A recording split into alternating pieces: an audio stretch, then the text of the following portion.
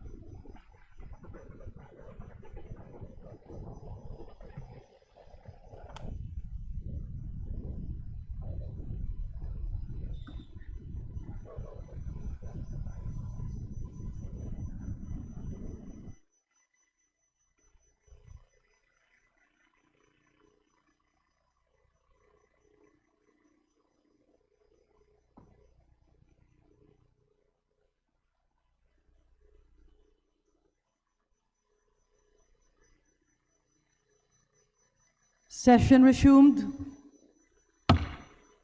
Majority Leader.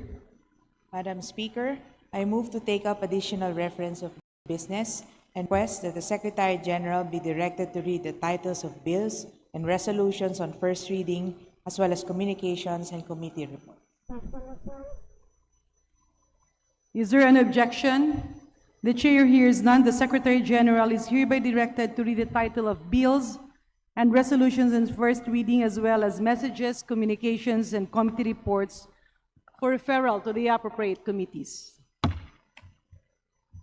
Additional reference of business. Bills on first reading. House Bill number 9166, an act instituting a fertilizer subsidy program and appropriating funds therefore, by Representatives Co. Elisa and Co. Antonio. To the Committee on Agriculture and Food. House Bill number 9167, an act institutionalizing the fuel subsidy for municipal fisher folk, appropriating funds therefore and for other purposes, by Representatives Co. Elisa and Co. Antonio. To the Committee on Aquaculture and Fisheries Resources. House Bill number 9168, an act providing for the share of local government units hosting petroleum refineries, large-scale petroleum depots, large-scale liquefied natural gas terminals, and fossil fuel-related facilities, and the excise taxes, custom duties, and other national taxes collected on petroleum products, liquefied natural gas, and coal, amending for the purpose pertinent provisions of the National Internal Revenue Code of 1997 as amended and appropriating funds therefore, by Representative Garcia Albert. To the Committee on Ways and Means. House Bill number 9169, an act providing for the Magna Carta of Barangay Health Workers, by Representative Garcia Albert. To the Committee on Local Government. House Bill number 9170, an act granting benefits to Filipino septuagenarians, amending for this purpose Republic Act number 11982, which amended Republic Act number 10868, otherwise known as the Centenarians Act of 2016, and for other purposes, by Representative De Lima. To the Committee on Senior Citizens. House Bill number 9171, an act prohibiting the selling and or buying of admission tickets through unauthorized sales channels, providing penalties therefore and for other purposes, by Representative De Lima. To the Committee on Trade and Industry. House Bill number 9172, an act increasing the income tax exemption ceiling for individual taxpayers to 480,000 pesos annually, amending for the purpose Section 24A, 2A, and B of the National Internal Revenue Code of 1997 as amended, by Representative De Lima. To the Committee on Ways and Means. House Bill number 9173, an act institutionalizing continuing professional development support for nurses, providing funds therefore and for other purposes, by Representative Plato. To the Committee on Civil Service and Professional Regulation. House Bill number 9174, an act strengthening community-based fire prevention and response mechanisms through establishment of barangay fire brigades, fire safety training, and community fire resilience programs in all barangays and appropriating funds therefore, by Representative Plato. To the Committee on Public Order and Safety. House Bill number 9175, an act authorizing the Department of Agriculture to regulate farm gate prices for agricultural and fisheries products and for other purposes, by Representative De Macuja. To the Committee on Agriculture and Food.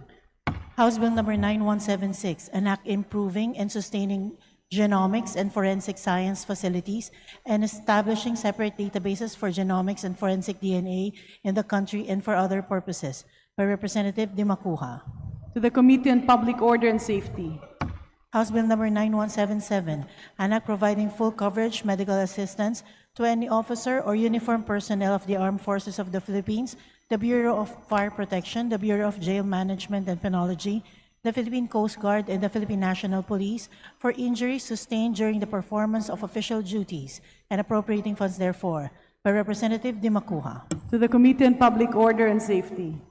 House Bill number 9178, an act simplifying procedures and reducing documentary requirements for accessing government aid or assistance and for other purposes, by Representative De Macuja. To the Committee on Social Services. House Bill number 9179, an act defining temporary, long-term, and permanent disability under the Magna Carta for persons with disability and providing lifetime validity of identification cards for persons with permanent disability and further amending Sections 4 and 32 of Republic Act number 7277 as amended, by Representative Lopez. To the Special Committee on Persons with Disabilities. House Bill number 9180, an act developing and expanding the Philippine shipbuilding and ship repair, boat building, and ship recycling industries, and for other purposes, by Representative Dalo. To the Committee on Transportation. House Bill number 9181, an act providing for the Magna Carta of the Out-of-School Youth by Representative D. Faustino Michael Carlos. To the Committee on Youth and Sports Development. House Bill number 9182, an act expanding the composition of the Philippine Creative Industries Development Council, amending for the purpose Section 4 of Republic Act number 11904, otherwise known as the Philippine Creative Industries Development Act, by Representative Benitez Javier Miguel. To the Special Committee on Creative Industries.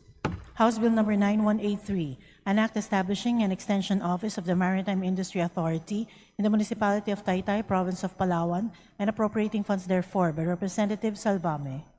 To the Committee on Transportation. House Bill number 9184, an act establishing the Philippine National Public Park System and appropriating funds therefore, by Representative Hofer Hasim. To the Committee on Tourism and the Committee on Natural Resources. House Bill number 9185, an act renaming the Naga City National Road from the boundary of Barangay Peña Francia, traversing Barangay San Felipe, Pacol, Carolina, and Panicquazon in the city of Naga, province of Camarines Sur, to Senator Tecla R. San Andres Ziga Avenue, by Representative Legacion. To the Committee on Public Works and Highways. House Bill number 9186, an act establishing a district office of the Technical Education and Skills Development Authority in Cagayan de Oro City and appropriating funds therefore and for other purposes, by Representatives Rodriguez Rufus and Rodriguez Maximo. To the Committee on Higher and Technical Education. Resolutions.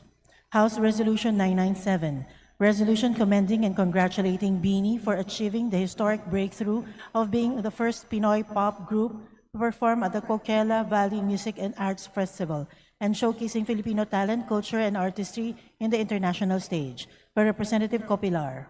To the Special Committee on Creative Industries.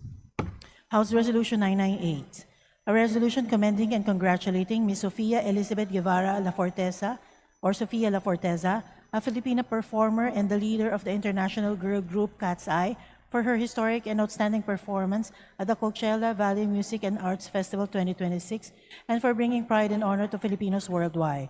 Representative Ortega. To the Special Committee on Creative Industries. House Resolution 999, resolution calling for an urgent investigation in aid of legislation into the Commission on Higher Education's proposed reframe general education curricular component for higher education and urging the CHED to junk the same, review the 2013 general education curriculum, and conduct genuine consultations with faculty organization, discipline-based expert panels, and students. By Representatives Tino, Elago, and Co. To the Committee on Rules. House Resolution 1000, a resolution directing the House Committees on Public Order and Safety, Information and Communications Technology, and Public Information to conduct an inquiry in aid of legislation into the rising incidents of fake news, online harassment, disinformation, cyber-enabled threats, extortion, and other abusive acts committed through social media, blogs, digital media platforms, and other online channels against public officials, private individuals, and institutions, with the end in view of strengthening existing laws and safeguards while protecting freedom of speech and legitimate journalism. By Representative Garin. To the Committee on Rules. House Resolution 1002, a resolution urging the government of the Republic of the Philippines to support the meaningful participation of Taiwan in the World Health Organization, including its attendance as an observer in the World Health Assembly, in recognition of its contributions to global health security and international public health cooperation. By Representatives Rodriguez Rufus and Rodriguez Maximo. To the Committee on Health. House Resolution 1004, resolution expressing the profound condolences of the House of Representatives to the family of Honorable Salvador B. Britannico, former representative of the Barangay Association for National Advancement and Transparency, party list, during the 14th Congress and representative of the province of Iloilo during the regular Batasang Pambansa, by Representative D. Faustino, Marcos, and Libanan. To the Committee on Rules. Message from the Senate. Message dated May 12, 2026, informing the House of Representatives that on even date, the Senate passed the following Senate bills in which it requests the concurrence of the House. Senate Bill 1894, an act enhancing the Universal Access to Quality Tertiary Education Act, amending for the purpose Republic Act number 10931, and Senate Bill 1966, an act institutionalizing the Assistance to Individuals in Crisis Situations Program of the Department of Social Welfare and Development, providing penalties for the violation of certain unlawful acts and appropriating funds therefore. To the Committee on Rules. Subpoena ducis tecum. Pursuant to Section 153, Rule 24 of the Provisional Rules of the House of Representatives, transmitting the subpoena duces tecum dated April 23, 2026, issued by the Office of the Ombudsman. Committee reports. Committee report number 271 submitted by the Committee on Health and on House Bill 9214. Committee report numbers 272 up to 293 submitted by the Committee on Local Government on House Bill numbers 9216, 936, 122, 1049, 982, 1069, 1076, 1278, 1414, 1540, 2053, 6433, 2658, 2224, 1695, 685, 688, 494, 611, 671, 2953, and 2939 respectively. The aforementioned committee reports are all referred to the Committee on Rules. Majority Leader. Madam Speaker, I move to recognize the guests of Representative Jan Attorney J.P. Padiernos of Galing sa Puso Party List.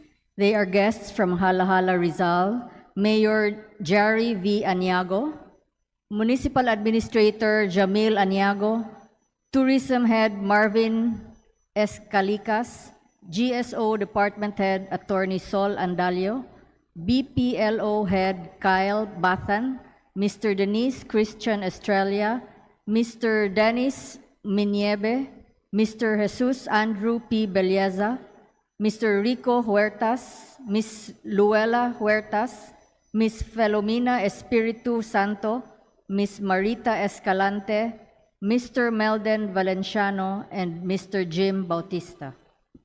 To the guests of the Honorable Attorney G.P. Padiernos of Galing sa Puso Party List, our officials from Halahala, Rizal, headed by Mayor Harry V. Aniago, as well as the other officials and department heads of said municipality, maraming salamat sa inyong pagdalo. Ikinagagalak namin ang inyong pagdating at kayo ay kasama sa inspirasyon ng House of the People. Welcome at maraming salamat. Majority Leader. Madam Speaker, I move to suspend session for a few minutes. Session suspended.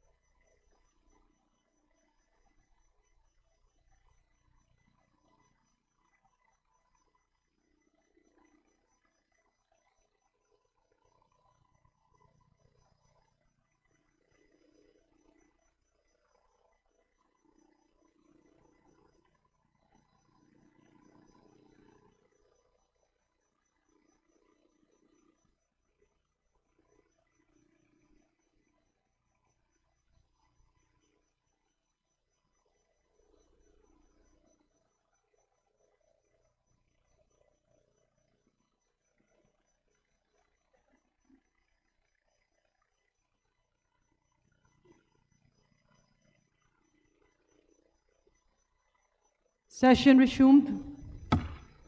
Majority Leader. Madam Speaker, under the calendar of business for the day, I move to consider House Bill number 8869 as contained in the committee report number 240, submitted by the Committee on Civil Service and Professional Regulation. And for this purpose, may I request that the Secretary General be directed to read the title of the bill. There is a motion to consider House Bill 8869 as contained in Committee Report number 240. An objection? Hearing none, said motion is carried. The Secretary General is hereby directed to read the title of said measure. House Bill 8869, an act providing for free professional examinations to qualified indigents and members of the indigenous peoples and indigenous cultural communities. Majority Leader.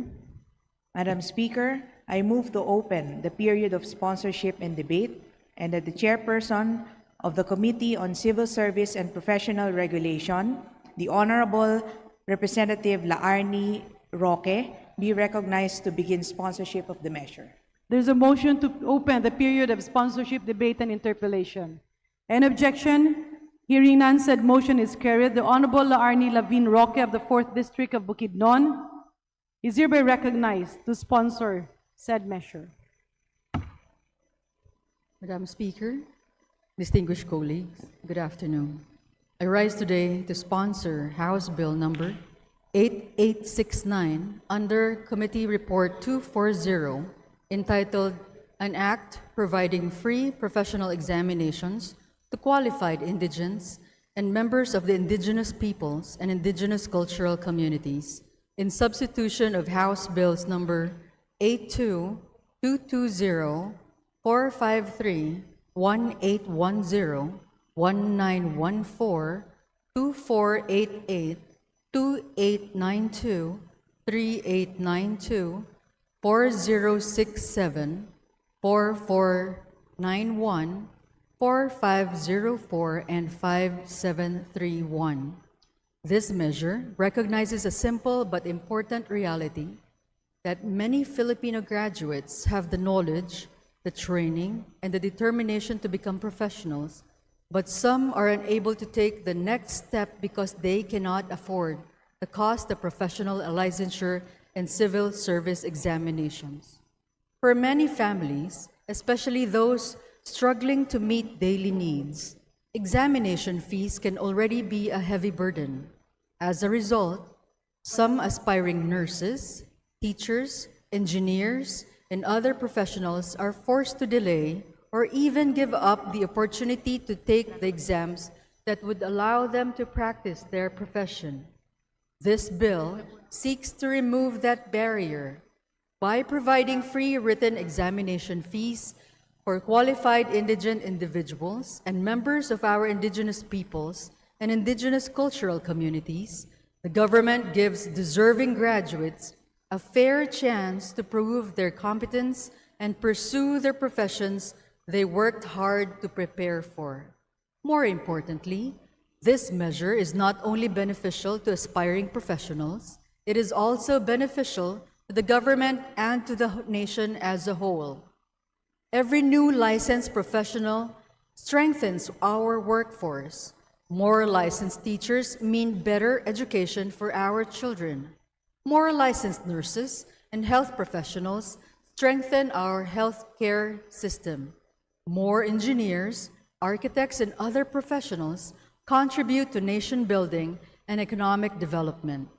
In short, by helping deserving individuals obtain their professional licenses, the government is investing in a stronger, more capable public and private sector workforce. This measure also promotes inclusivity and equal opportunity by ensuring that poverty will not prevent a qualified Filipino from becoming a professional. Madam Speaker, distinguished colleagues, talent and potential exist in every corner of our country.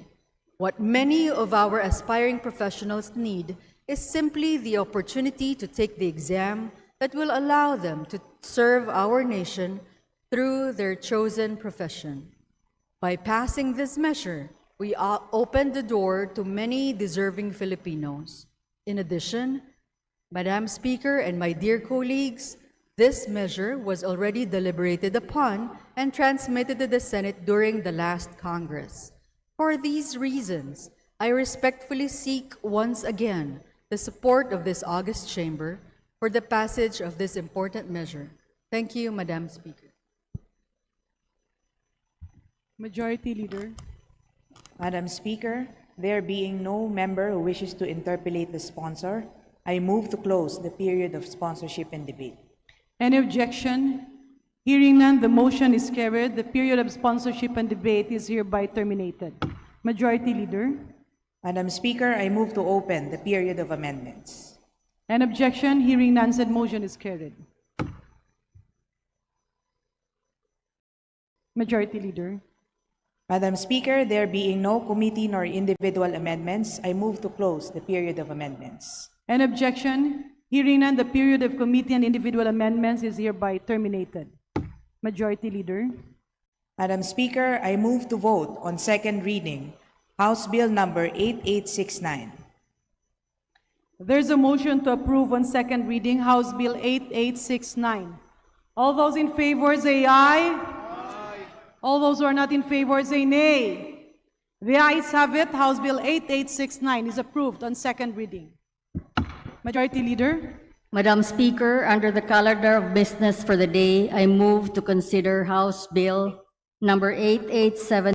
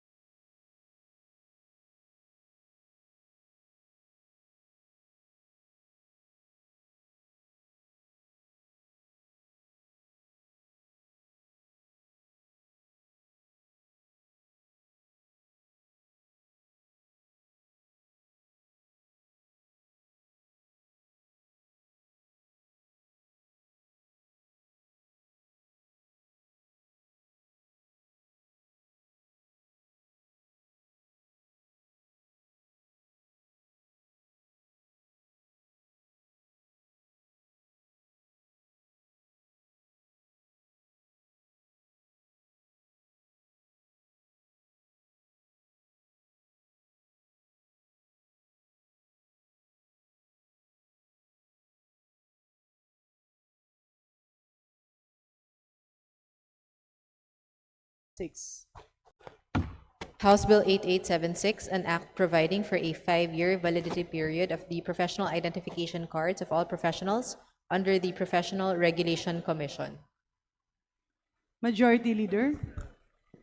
Madam Speaker, I move to open the period of sponsorship and debate, and that the chairperson of the Committee on Civil Service and Professional Regulation, the Honorable Representative Laarni Lavin Roque, be recognized to begin sponsorship of the measure. Any objection? Hearing none, the period of sponsorship and debate is hereby opened, and for this purpose, the Honorable Laarni Roque of the 4th District of Bukidnon is hereby recognized. Please proceed. Madam Speaker, distinguished colleagues, I rise once again today to sponsor House Bill number 8876 under Committee Report number 241 entitled An Act Providing for a 5-year Validity Period of the Professional Identification Cards issued by the Professional Regulation Commission. In substitution of House Bills numbers 980, 1747, 1823, 2030, 3183, 3378, 3428, 4320, and 5597. At present, professionals in the Philippines are required to renew their professional identification cards every 3 years. While this system has long been in place, it has also resulted in frequent renewals, additional expenses, and repetitive administrative processes for millions of Filipino professionals nationwide. This measure seeks to introduce a practical and responsive reform by extending the validity period of professional identification cards from 3 years to 5 years. The rationale behind this proposal is straightforward. Our professionals, teachers, nurses, engineers, accountants, architects, physicians, and many others play a vital role in nation building and in the continued growth of our economy and institutions. Yet, many of them are compelled to periodically take time away from work and professional responsibilities simply to comply with renewal requirements. By extending the validity of these identification cards, we lessen unnecessary administrative burden while maintaining the regulatory functions and standards of the professions. This reform is likewise consistent with the government's continuing efforts to improve the public service delivery and simplify government processes. Similar reforms have already been adopted in our government-issued identification systems. Driver's licenses, for example, may now be valid for up to 10 years for qualified drivers, while Philippine passports are now valid for 10 years. These measures were implemented to reduce inconvenience, ease processing burdens, and provide more efficient government services to the public. In the same spirit, this bill recognizes the realities faced by Filipino professionals, especially those assigned in far-flung areas, those working outside their home provinces, and even those employed overseas. For our professionals, the benefits are clear: fewer renewal transactions, reduced expenses, and greater convenience. For the government, this measure will likewise enhance administrative efficiency. With fewer renewal applications to process, the Professional Regulation Commission can better focus its resources on strengthening regulatory oversight, improving professional standards, and enhancing delivery service. Moreover, this measure will not result in financial loss to the government. The collection of renewal fees remains in place, while the reduction in repetitive processing and administrative workload may even result in greater operational efficiency and cost savings for the government. At the same time, this bill does not remove existing safeguards. Professionals shall continue to comply with all legal and regulatory requirements imposed by the PRC, including continuing professional development requirements and other professional obligations mandated by law. Madam Speaker, and distinguished colleagues, this measure is a practical, reasonable, and timely reform that aligns with the government's broader efforts to simplify processes, improve efficiency, and provide more responsive public service to the Filipino people. It is worth noting that the said measure was thoroughly deliberated upon, approved by the House of Representatives, and transmitted to the Senate during the last Congress. However, due to the adjournment of the session, the proposed legislation was not enacted into law. For these reasons, I respectfully seek the support of this august chamber for the approval of this measure. Thank you, Madam Speaker, and esteemed colleagues. Good afternoon. Majority Leader.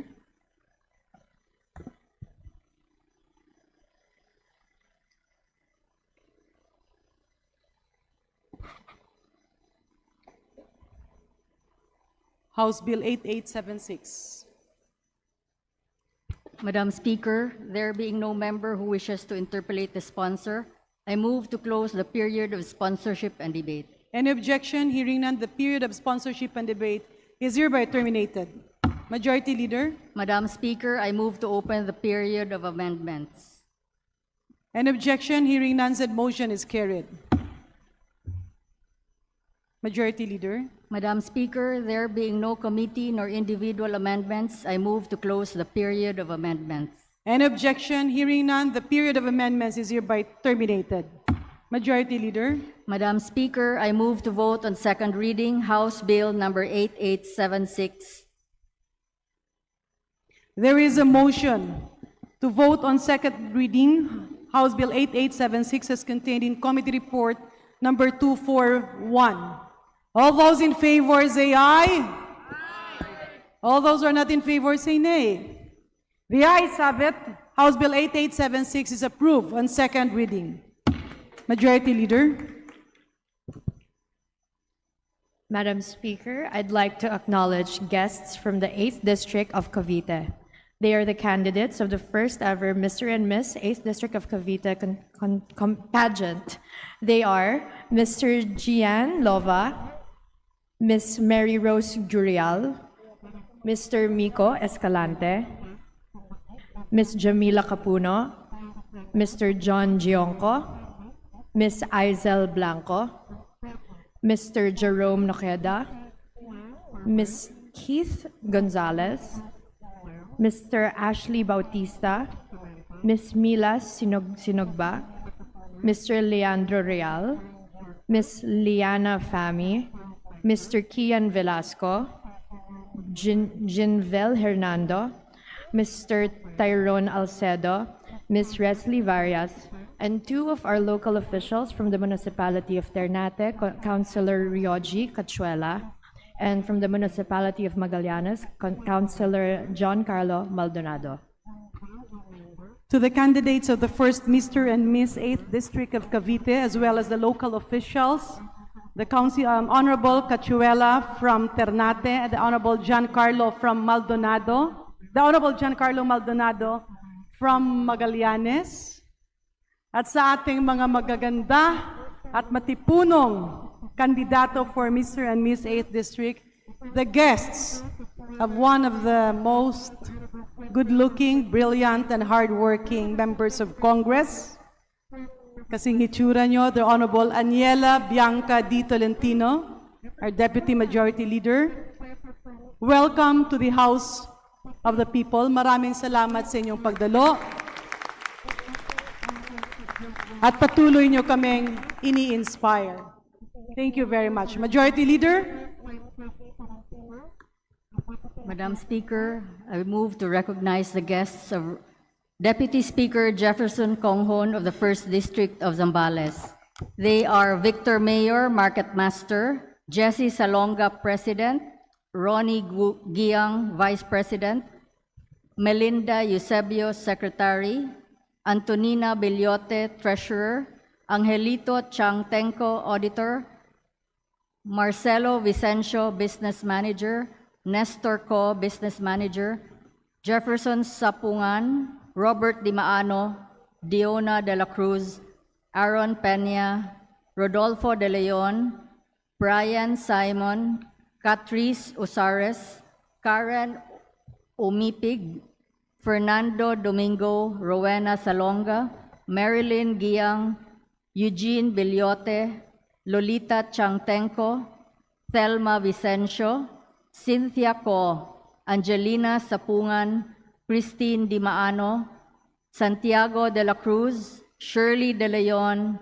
Jenaline Simon, Laika Ramos, and Maricel Domingo. They are the officials and members of the Subic Market Vendors Association. Sa aking mga masisipag na bisita mula sa Subic Market Vendors Association, welcome po sa House ng ating mga kababayan. Majority Leader. Mr. Speaker, under the calendar of unfinished business, I move to resume consideration of House Bill number 8389 as contained in Committee Report number 143, submitted by the Committee on Suffrage and Electoral Reforms. And for this purpose, may I request that the Secretary General be directed to read the title of the bill. The Secretary General is hereby directed to read the title of House Bill 8389. House Bill 8389, an act prohibiting political dynasties in national and local elective offices. The parliamentary status of this measure is that we are in the period of interpellation. Majority Leader. Madam Speaker, I move that the chairperson of the Committee on Suffrage and Electoral Reforms, the Honorable Zia Alonto Adjong, be recognized to sponsor The Honorable Zia Alonto Adjong of the 1st District of Lanao del Sur, Chairman of the Committee on Suffrage and Electoral Reforms, is hereby recognized to sponsor House Bill 8389. Majority Leader. Madam Speaker, I now move to recognize the gentleman from the Lone District of Navota City, the Honorable Tobias Toby M. Chanco, to interpellate the sponsor. The Honorable Toby Chanco from the great city of Navotas is hereby recognized to interpellate. Madam Speaker, the sponsor informed me that he has a manifestation before he adheres to my question, so I will have him have the floor. If I may be allowed, Madam Speaker, Your Honor, this is a continuation of the status of the bill. May I be, again, read Please proceed. Just a brief sponsorship speech. Thank you, Madam Speaker. Thank you, Congressman Chanco. Madam Speaker, distinguished colleagues, in continuation of our fruitful discussions on the matter, let me present the core principles that underpin the committee's version of the measure. The Constitution commands under Article 2, Section 26 that, and I quote, "The state shall guarantee equal access to opportunities for public service and prohibit political dynasties as may be defined by law," unquote. The Supreme Court has repeatedly instructed us that the Constitution must be interpreted as a whole. It stated in Francisco Jr. versus House of Representatives that, and I quote, "The Constitution is to be interpreted as a whole," unquote. And furthermore, in Civil Liberties Union versus Executive Secretary, that, quote, no one provision is to be separated from all others," unquote. Each part must be read in harmony with the entire constitutional design. Thus, Madam Speaker, Your Honors, in defining and prohibiting political dynasties, Congress must also be guided by Article 2, Section 1, that the Philippines is a democratic and republican state. Sovereignty resides in the people and all government authority emanates from them. Madam Speaker, this is bolstered by the entirety of Article 5 on suffrage, including the qualifications, disqualifications, or absence thereof, and conduct of elections. Public office draws legitimacy from the people. Government authority emanates from the sovereign will of the electorate. The right to vote is a preferential right. The Supreme Court elucidated in Hieronimo versus Ramos that the right of suffrage is a threshold for the preservation and enjoyment of all other rights, that it ought to be considered as one of the most sacred parts of the Constitution. Within this constitutional framework, Madam Speaker, Your Honors, any law that touches the electoral process must be crafted with precision, restraint, and fidelity to constitutional rights. We must prohibit political dynasties as the Constitution commands, but we must do so without unduly impairing the right of the people to choose and the right of qualified citizens to offer themselves for public service. To bolster the fact that Constitution also states in Article 2, Section 2, that, and I quote, "The Philippines renounces war as an instrument of national policy, adopts the generally accepted principles of international law as part of the law of the land," unquote.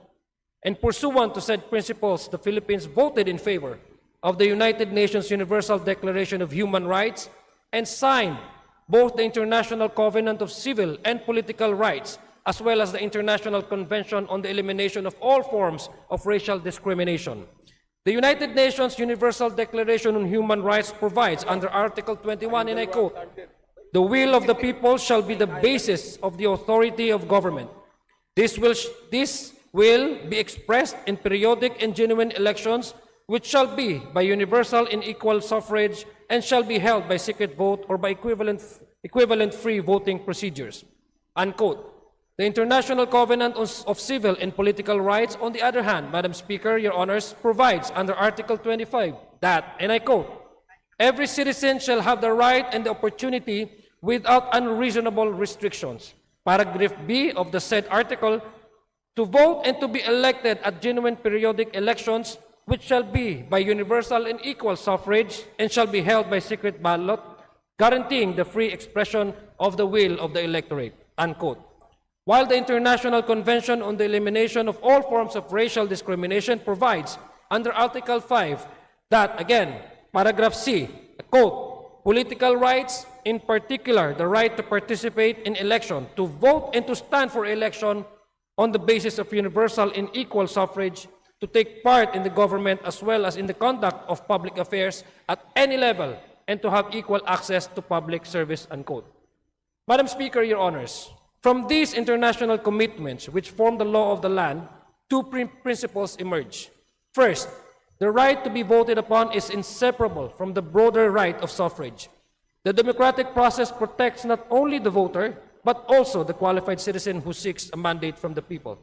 Second, the will of the people remains the basis of government authority.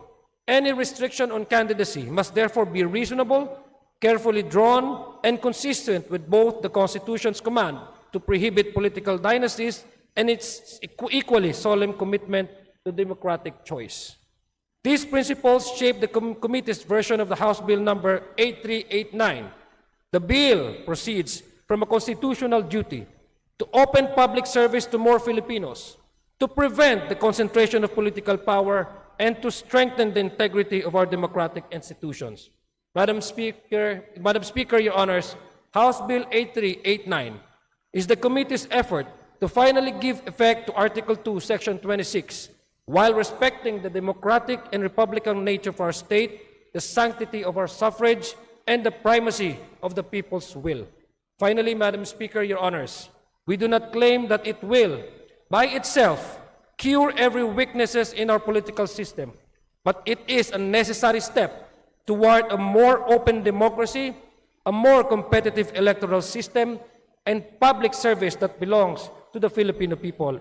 Marami pong salamat, Madam Speaker, Your Honors, and I now welcome interpellation from the floor. Madam Speaker, can I proceed? Yeah, the Honorable Toby Chanco will proceed with his interpellation. Madam Speaker, dear colleague, dear Chairman of the Committee on Electoral Reform and Suffrage, the Honorable Zia Alonto Agdiong, and dear colleagues.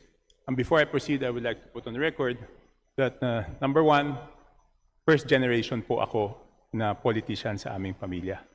Pero nung una, ako lang ang nagsimula, ngayon dalawa na kami. So kung ano man ang magiging version ng anti-political dynasty, ay susunod kami. At nakikita namin na napapanahon na talagang maipasa itong anti-political dynasty bill. No? Alam kong pinaghirapan to ng ating chairman, kaya't ang aking mga mungkahi ay mga mungkahi upang sana mas mapaganda itong batas na ito at makita ng ating mga kababayan na talagang sincero tayo doon sa pinapasa nating anti-political dynasty at hindi yung nagpapasa tayo ng anti-political dynasty na matatawag lang na anti-political dynasty pero hindi naman nila makikitang talagang nabawasan yung political dynasties. So doon po mapupunta ang aking line of interpellation. So, number one po, doon sa Section 5,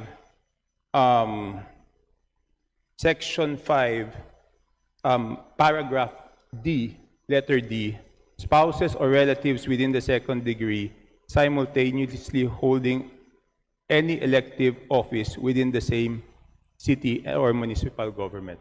So, Madam Speaker, ang intindi ko po dito, sa isang munisipyo o sa isang syudad, hindi pa pwede ang mag-ama, hindi pa pwede ang magkapatid. Tama po ba yun? Tama po yun, Madam Speaker, Your Honor. Ngunit kapag sa isang probinsya ay yung magkapatid ay tatakbo sa ibang munisipyo, ay pwede na po. Kasi po dahil sa version po natin, inaalaw po natin yun.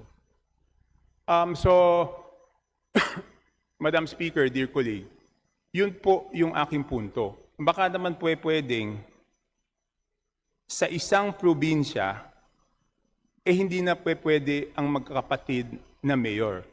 Sana po ay pwede na lang na doon sa probinsya na yon, isa lang ang magiging mayor. Kasi ang hirap po na sasabihin natin na anti-political dynasty ito, tapos makikita natin tatlong magkakapatid na mayor, mayor sa isang probinsya.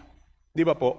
Kahit ano pong sabihin nating definition ng anti-political dynasty, ay nagkaroon po ng tatlong magkakapatid o ilan mang magkakapatid na mayor. So yun lang po yung akin. No? So, kasi pag gumawa tayo ng provision, Madam Speaker, dear colleague, dapat alam po natin kung ano yung limitasyon. Ang problema po dito sa Section D ay tila may limitasyon, ngunit hindi natin alam kung ilan ba talaga. Hindi natin pwedeng masabi na isa lang. Kasi pwedeng maging dalawa, pwedeng maging tatlo. Yun lang po, Mr. Chairman. Madam, tama po, na inirespeto po natin yung panawagan at yung posisyon ng ating kagalang-galang na samahan dito sa Kongreso. Pero ang tinitingnan po kasi natin kung paano po structure itong ating gobyerno. Unang-una, kanina po sa aking opening brief sponsorship speech, kailangan po natin talagang balansahin kung ano yung karapatan ng tumatakbo, yung makilahok sa electoral process at yung concentration ng power. Yun po yung binabalanse po natin. Ngayon, ang ating pong jurisdiction per municipality po ay magkakaiba po ng constituency. Yung pong sinasabi po natin na yung tatakbo ng isang political position ay hindi po nangangahulugan na mananalo ito. Kaya gusto po natin i-highlight dito yung actual po na pag-upo ng mga na-elect at yung tumatakbo ay hindi po magkaiba po yan. May karapatan po ayon sa saligang batas, ayon po sa lahat ng mga treaties, international covenants na pinirmahan po ng ating gobyerno at sinasabi naman po sa ating saligang batas ng lahat ng mga international laws na dapat maging parte sa ating law of the land. Nandun po sa declaration ng state policy yan. Kasi ang karapatan pong bumoto at makilahok sa isang electoral exercise, yun po yung pinaka-definasyon kung bakit Republican democracy po tayo. So, ang nais po nating ipaabot ay yung different jurisdiction po na naaayon naman po sa local government po natin ay magkaiba po sila, pareho silang magkapatid, pero magkaiba po yung jurisdiction nila, magkaiba po yung bumipili sa kanila. Wala po siyang internal intervention, na direct intervention ang isang munisipyo doon sa isang munisipyo rin na halimbawa lang ay magkapatid. So yung internal, internal utilization ng kanilang resources ay wala pong kinalaman yung isang munisipyo over the other municipality. Provided halimbawa na sila ay nanalo at binoto ng kanilang specific constituency. So yun lang po ang gusto nating may paabot sa ating mga kasamahan na yung pag-upo ng actual occupancy ay hindi yung nangangahulugan na automatic po yun na mananalo. Magkaiba po yun. So ang hindi ho natin po pwedeng i-curtail ay yung sinasabi po dito sa ating saligang batas at yung mga other international laws na huwag magkaroon ng curtailment nung karapatan ng taong bumoto at yung karapatan ng tao na tumakbo o makilahok sa electoral. Ang kinaiwasan po natin dito Madam Speaker, Your Honor, ay yung konsentrasyon ng kapangyarihan. That's why ang pag-design po ng ating version ay naayon din po sa pag-design ng local government code wherein the government is structured based on specific constituency and LGUs, Madam Speaker, Your Honor. Yes, maraming salamat po, Madam Speaker, dear colleague. Naintindihan ko po yon na dapat po natin pagbalansehin ang right to vote, right to be voted upon, pero dapat po natin itong ibalanse doon sa equal opportunity clause na makapaglingkod, di ba? At yan naman ang layunin ng political anti-dynasty bill, no? Ang problema ko lang po dito is, though iba po yung botante doon sa katabing munisipyo, it will be a way to circumvent the limitations that we are putting. Magbigay ho tayo ng isang halimbawa. Kung sa ngayon, ang magkapatid ay mayor at vice mayor, at dahil sa ilalim ng batas natin, hindi na sila pwedeng maging magkapatid, ang mangyayari po doon ay posible na yung kapatid na hindi na pwedeng tumakbo ng vice mayor ay lilipat po ng munisipyo at doon naman siya tatakbo. So na-circumvent po yung limitasyon na inilalagay natin sa ilalim ng batas. Yun lang po yung akin, di ba? Dahil alam naman po natin, 1-year residency lang, di ba? So kung siya ngayon ang vice mayor at makikita niya sa susunod na eleksyon, Madam Speaker, hindi na siya pwedeng tumakbo, ang gagawin lang po niya ay lilipat lang po siya ng munisipyo. Siyempre po, pag tayo po ay gumawa ng batas, alam naman natin na maraming nag-iisip kung paanong lulusutan o isi-circumvent yung batas, Madam Speaker. So ang iniisip ko lang is kung paano natin lagyan ng safeguard na hindi ma-circumvent yung ating batas. Madam Speaker, Your Honor, sa kasalukuyan pong struktura ng ating gobyerno at pulisiya, sinasabi po natin ito madalas na hindi po one-pill solution ang anti-political dynasty. Ang mga na-mention po kanina ng ating kagalang-galang na kasamahan ay mga symptom ng other policies na kinakailangan po natin i-review. Ang nakikita ko lang po, kasi we're talking about ito yung right to vote and to be voted upon. Pero yung mga sinasabi po ng ating kasamahan, halimbawa lang, na minsan yung nagtatransfer ng politika o nagtatransfer ng residency, I think kailangan din ho natin ma-review yung strengthening political party system. Dahil unang-una ang nagbibigay naman po ng nomination para tumakbo sa ibang lugar ay hindi po yung pamilya ang nagbibigay po ng karapatan na tumakbo sa isang specific na position, elective position, ay yung partido kung kailan saan po nabibilang yung isang kandidato. So, pwede po natin tingnan yung campaign finance system kasi marami din po nagsasabi na nagbibigay ito ng disadvantage doon sa mga eligible na tumakbo pero wala silang kapos sila sa resources.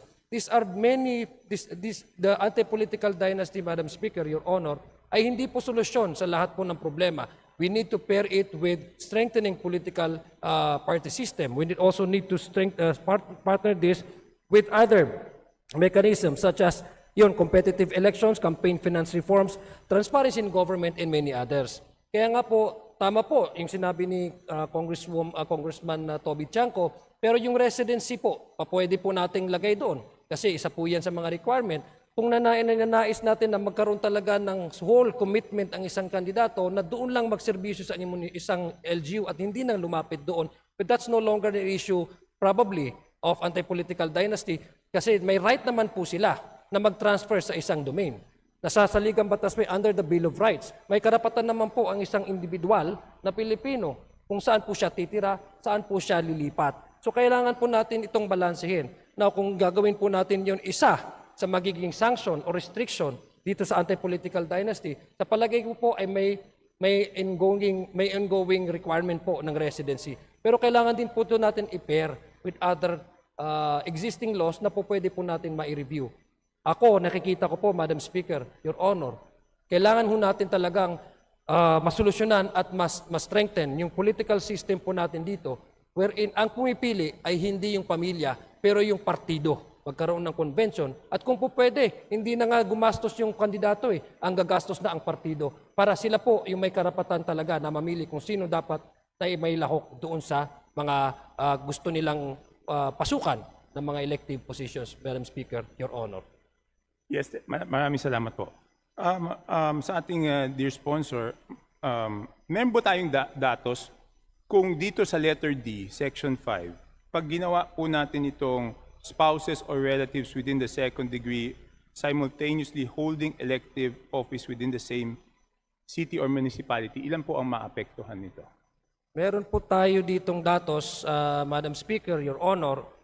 Dito po sa panukalang batas po na ito, out of the 9,852 na elective offices po ng mga mayor, 2,274 seats in local governments na mayor, mayroon pong mababakante na 1,493.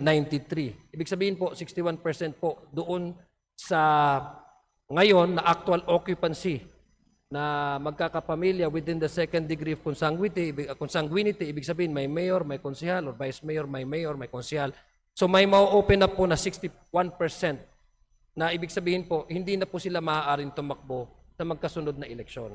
So kaya po natin sinasabi ito, kung mamarapatin po ng aking kasamahan to explain further, kaya po sinasabi po natin ito, malaki po yung epekto nitong anti-political dynasty version po natin, yung second degree, dahil magkakaroon na po not only the congestion of political power sa isang LGU, pero ma-open up po yung mga other elective positions na po pwede pong patakbuhan ng ibang pamilya o ibang kandidato sa kanilang mga lugar. Mrs. Speaker, Your Honor, Madam Speaker, Your Honor. So, Madam Speaker, Your Honor, ang ibig sabihin po nito, liliwanagin ko po, 2,000 plus po ang presently occupied ng political dynasty, at pag naipasa po ito, 1,000 plus po, or 60% of that, hindi na sila pwedeng manalo, o hindi na sila pwedeng lumahok doon dahil disqualified na po sila. Opo, tama po. Hindi na po sila maaari. Hindi na po sila maaaring tumakbo dahil nilalayon po ng itong panukalang batas na ito ay hindi ho magkaroon ng konsentrasyon doon sa particular na LGU. Yun po yung ating ninanais na maipasa dito sa kongresong ito, Madam Speaker, Your Honor. Yes. Sumunod naman po, dito naman po sa letter C, sa provincial government, meron pa po tayong datos kung ilan po ang maapektuhan? Meron po tayong datos diyan. Ang alam ko po isa sa mayroon pong 185 sa ngayon po sa buong bansa, 185 provincial seats, but out of the tama ba yun? 185 po ang mababakante na posisyon po sa probinsya. Governor, vice governor at mga bukal po ng probinsya ang mababakante na posisyon pag ito po ang ating versyon ay maipasa po dito sa Kokamara, Madam Speaker, Your Honor. Madam Speaker, Your Honor, 185 out of ilan po? Ilan po yung occupied ngayon? Ngayon, ang data po natin kasi, Madam Speaker, ay yung mga LGUs of provincial government na meron pong magkapatid, mag-asawa, either governor sa bukal. So, out of ito pong 2,274 na seats po sa buong bansa na mga either governor, vice governor, or mga bukal po, Madam Speaker, Your Honor. Okay. Ang sumunod po, doon po sa letter A, spouses or relatives within the second degree simultaneously holding any national elective position. Ang intindi ko po dito, hanggang sa magkapatid, magtatay, magkapatid, hindi po pwede sa presidente, vice president, at senador. Tama po ba? Tama po yun, Madam Speaker, dahil ayon po sa definasyon natin sa batas ay ito pong mga posisyon na na-mention po ng ating kagalang-galang na kasamahan ay part po siya sa mga national elective position po. Okay, ilan po ang tama po ba kung bibilangin ko, 4 po ang maapektuhan pag ito po ay naipasa natin? Saan po maapektuhan yung 4, Madam Speaker? Dito po, Honor? sa Section A. Sa Section A. Kung ang ating pong kasamahan ay nire-refer po niya itong 4 na ito doon sa particular na institusyon. Kung sa Senado ay kung ito po ay maapektuhan, may sa batas po ito, ay mukhang ganun po yung mangyayari. Dahil sa ngayon po, Madam Speaker, Your Honor, alam po natin na meron pong sakop doon sa second degree na pinopropose po natin of consanguinity and affinity ang kasalukuyang nanunungkulan po sa Senado po na pare-pareho pong apelido. So, kung ang tanong po ng ating kagalang-galang ay kung ito po ay ma-implement, meron pong mag-change po talaga yung landscape po dahil national elective position po sila at hindi po maaari ayon sa ating panukalang batas na sabay-sabay na manungkulan o tumakbo ang mga individual o kandidato na magkakapatid, mag-asawa, maglolo at maglola at magkaanak. Yes, maraming salamat po. So, dito po, ang problema ko po dito ay dito po sa Section 5B, no? Spouses of relatives within the second degree simultaneously running as member of the House of Representatives within the same legislative district. Isa lang po kasi ang mananalo sa isang distrito. So hindi naman magkakaroon ng pagkakataon na ito po ay ma-occupy ng magkapatid o magtatay dahil isa lang po ang mananalo sa kanila. So baka hindi po ito ang tamang description dito sa paragraph na ito. Tama po yung obserbasyon ng aking kagalang-galang na kasamahan, Congressman Chanco, na tama po, per district, iisa lang naman po ang nananalo dyan. Kaya nga po tayo ay sinasabi po natin, meron pong pagkakataon, halimbawa, ang ating kagalang-galang na kasamahan, Congressman Chanco, na nais niyang ma-improve pa yung language ng ating batas dahil talaga naman totoo na isa lang naman talaga yung mananalo, ay po pwede po natin ito ikonsidera sa tamang panahon po kung nais po niyang mag-propose ng amendment para mas ma-improve po yung language nitong current na batas po natin. Panukalang batas po natin, Madam Speaker, Your Honor. Yes, ang isa pa po, bukod doon sa language lang, is yung intent po. Kasi po, pag dito po ang ginawa natin, kahit sabihin natin isa lang bawat isang distrito, pareho pa rin po, no? Ang problema ko po dito ay sa lahat po ng binanggit natin, sa letter A, 4 po ang matatanggal. Sa letter C, 185 po sa provincial positions. Sa letter D, 1,000 po sa municipal or city positions. Pero ang problema ko po dito, to our dear colleague, is sana maintindihan po ng ating mga kasamahan na ang problema dito ay magpapasa tayo ng batas na kung saan yung ibang mga posisyon ay maapektuhan. Ngunit yung mismong dito sa House of Representatives ay wala pong mababawas. So tayo po ay hindi pwede magpasa ng batas na tayo po ay makikinabang. Ngayon po, kung lahat po ng posisyon ay mababawasan at yung membro ng House of Representatives na magkapatid or magtatay o mag-asawa within the second degree of consanguinity ay pwede pa rin tumakbo sa ibang posisyon o pwedeng isa party list, isa district, ibig sabihin wala pong mababawas dito sa House of Representatives. So parang ang lalabas nun ay nakinabang po tayo doon sa batas na pinasa natin dahil wala pong nabawas dito. At ganun din po ang mangyayari. Maaring lumipat ng distrito, maaring yung isa party list, yung isa district congressman. So sana po naman ma-consider na within the second degree of consanguinity, isa lang talaga sa isang pamilya. Dahil isa po tayong legislative body. Though iba po, naintindihan ko po, na iba-iba po ang electorate natin. So ang dapat po, base po doon sa paliwanag ng ating kasamahan, ay dapat po balansehin yung right to vote, right to be voted upon, tsaka yung political body. Naintindihan ko po yun. Walang problema po. Ang problema lang po ko dito ay, Madam Speaker, dear colleague, na alam naman natin lahat na ang pinakamahalagang batas na ipinapasa natin taon-taon dito sa bulwagang ito ay yung budget. So, baka naman pwede na within the second degree of consanguinity, isa lang ang miyembro ng House of Representatives. Kasi pag hindi po natin ito nilimitahan, pwedeng maging 3, 4, 5, wala pong limit. Hindi po natin alam kung ilan ang limitasyon. So yun lang po sana ito ang pinaka matinding tingin ko dapat natin gawin. Para pakita sa tao na hindi natin pinoteksyonan yung sarili po natin sa pagpasa ng batas na ito. Dahil kahit papaano po natin ipaliwanag, pag nakita na lahat ng posisyon ay nabawasan, pero yung sa House of Representatives po ay hindi nabawasan, ang lalabas po dito, hindi po naapektuhan yung House of Representatives sa anti-political dynasty law na ipinasa natin, pero lahat ng ibang posisyon ay naapektuhan. Sana po maintindihan po yun Madam Speaker, dear colleague.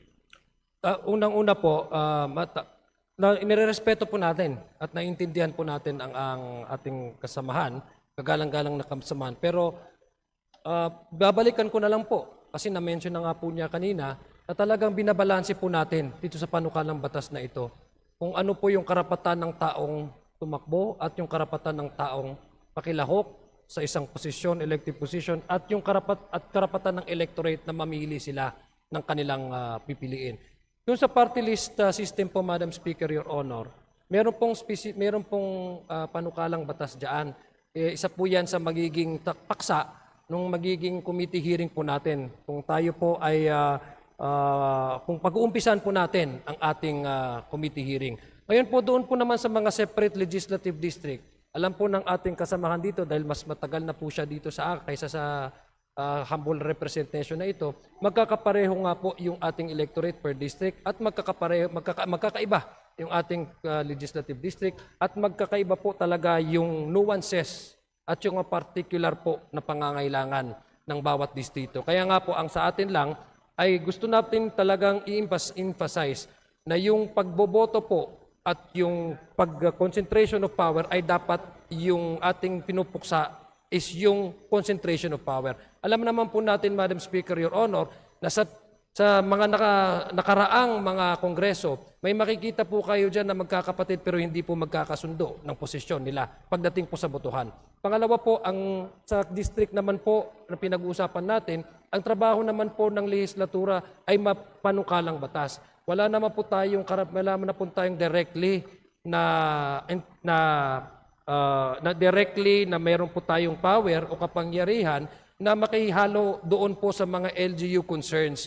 So ang sa akin po, Mr. Speaker and Your Honor, ang representante ng bawat distrito una ay hindi po dahil magkapatid sila ay magkapareho na po ng kanilang posisyon sa buhay, ang appreciation po nila sa kanilang mga pinapanukalang batas. Yun lang po ang gusto kong maipahiwatig sa ating kasamahan dito na wala po talagang concentration of power dyan kung titingnan mo. Yan po ang trabaho naman po ng lehislatura ay magbalangkas at mag-submit ng bills. In most cases, Madam Speaker, as we have experienced in the past, may mga magkakapatid po na magkakaiba naman po din ng boto at magkakaiba yung konsentrasyon at yung concern ng kanilang distrito, Madam Speaker, Your Honor. Na naayon naman po doon sa kapangyarihan ng electorate na mamili sila ng kanilang sarili nilang mga representante per district, Madam Speaker, Your Honor.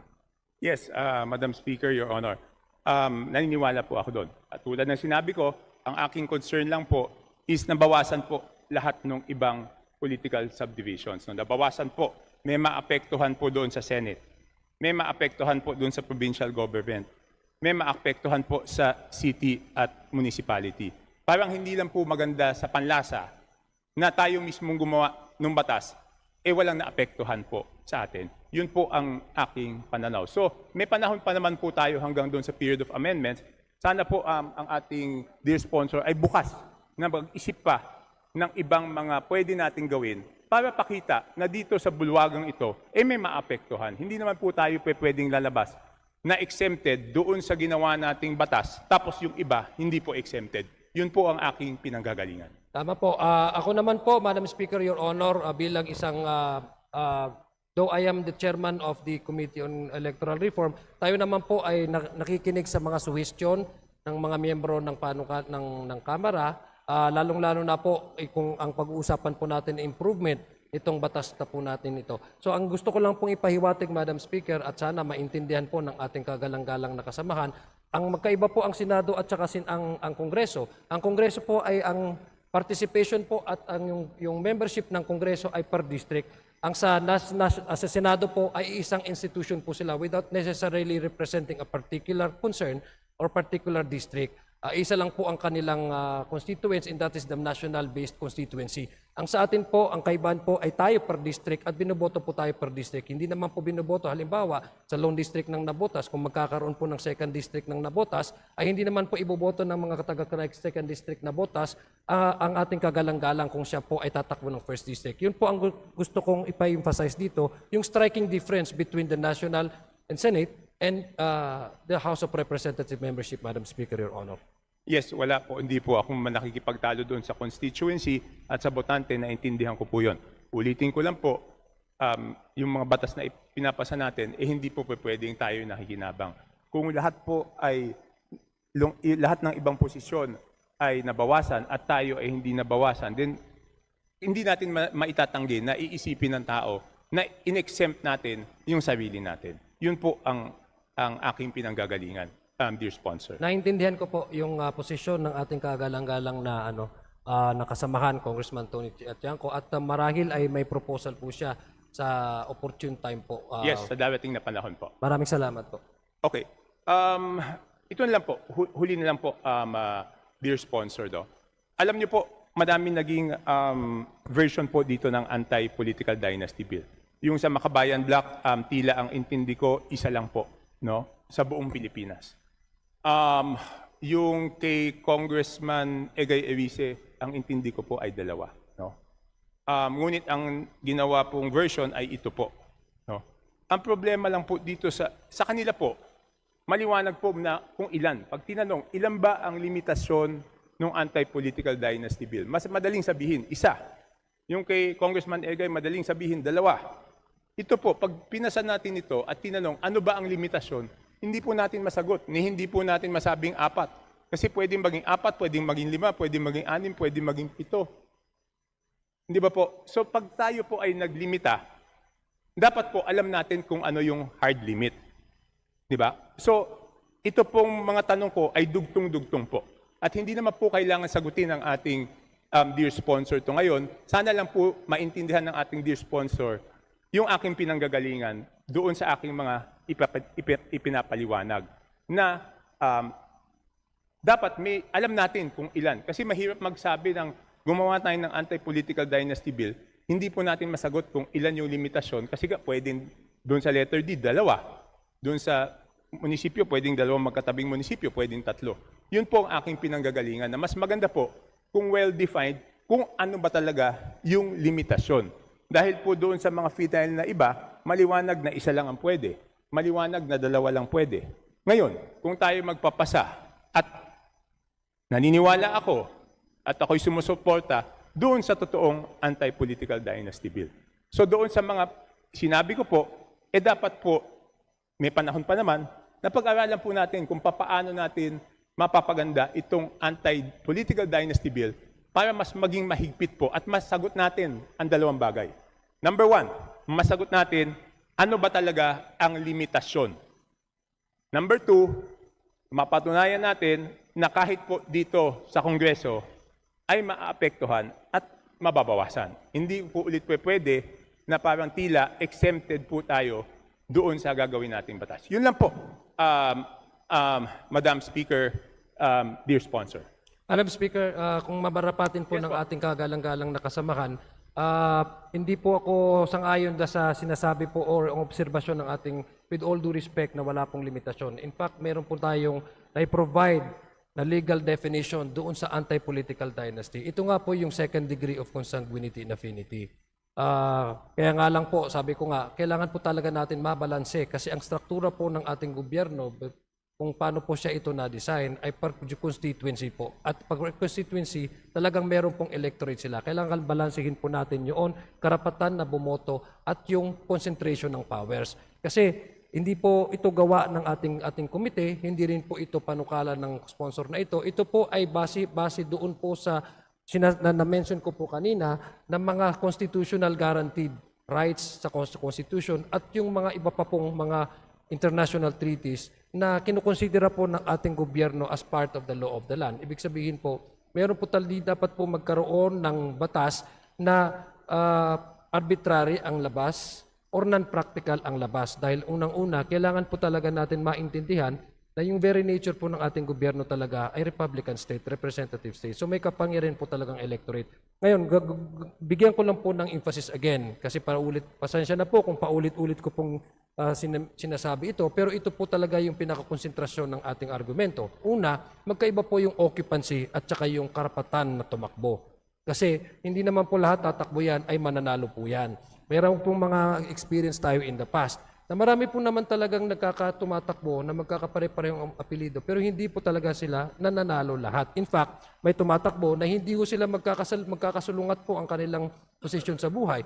Hindi po masabi na dahil magkapatid ay magkapareho na ang kanilang isip. So yun lang po gusto kong ipahiwatig sa ating kagalang-galang na kasamahan na meron pong restriction at na-define po natin dito po sa batas na ito para magkaroon po ng decongestion ng political power sa bawat LGU at bawat po jurisdictional government po sa ating bansa. Pero ako po ay nirerespeto ko po ang posisyon ng ating kagalang-galang na kasamahan na Congressman Toby Chanco.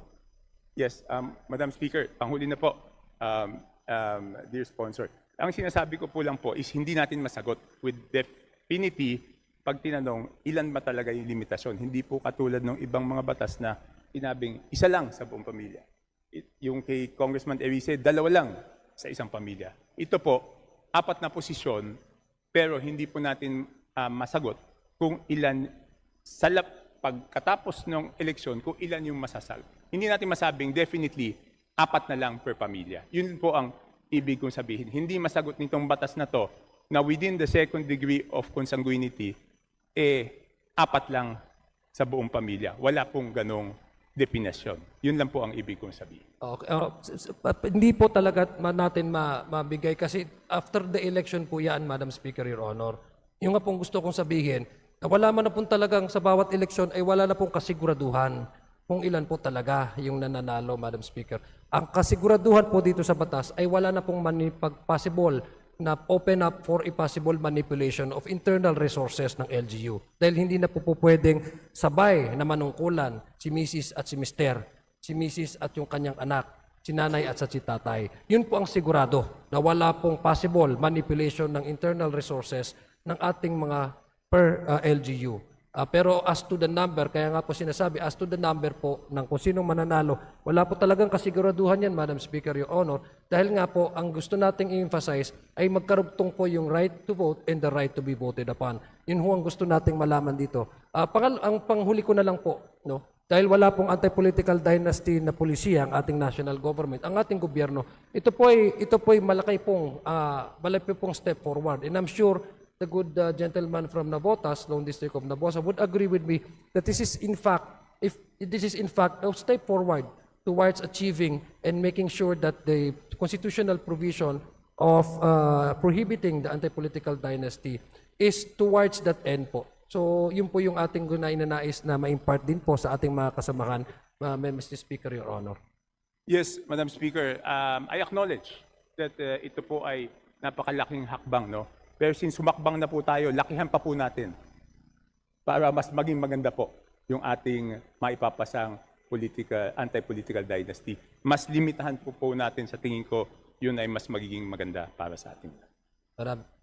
So do I need to respond po? Hindi, okay na po yun. Okay, maraming salamat. So sa tamang panahon, sa period of amendments, ako po ay magpropose ng amendments sa ating dear sponsor. Yun na po. Madam Speaker, dear sponsor, maraming salamat po. Maraming salamat po Majority sa ating Leader. Congressman Toby Chanco. Madam Speaker, I would like to... Session suspended. Session suspended.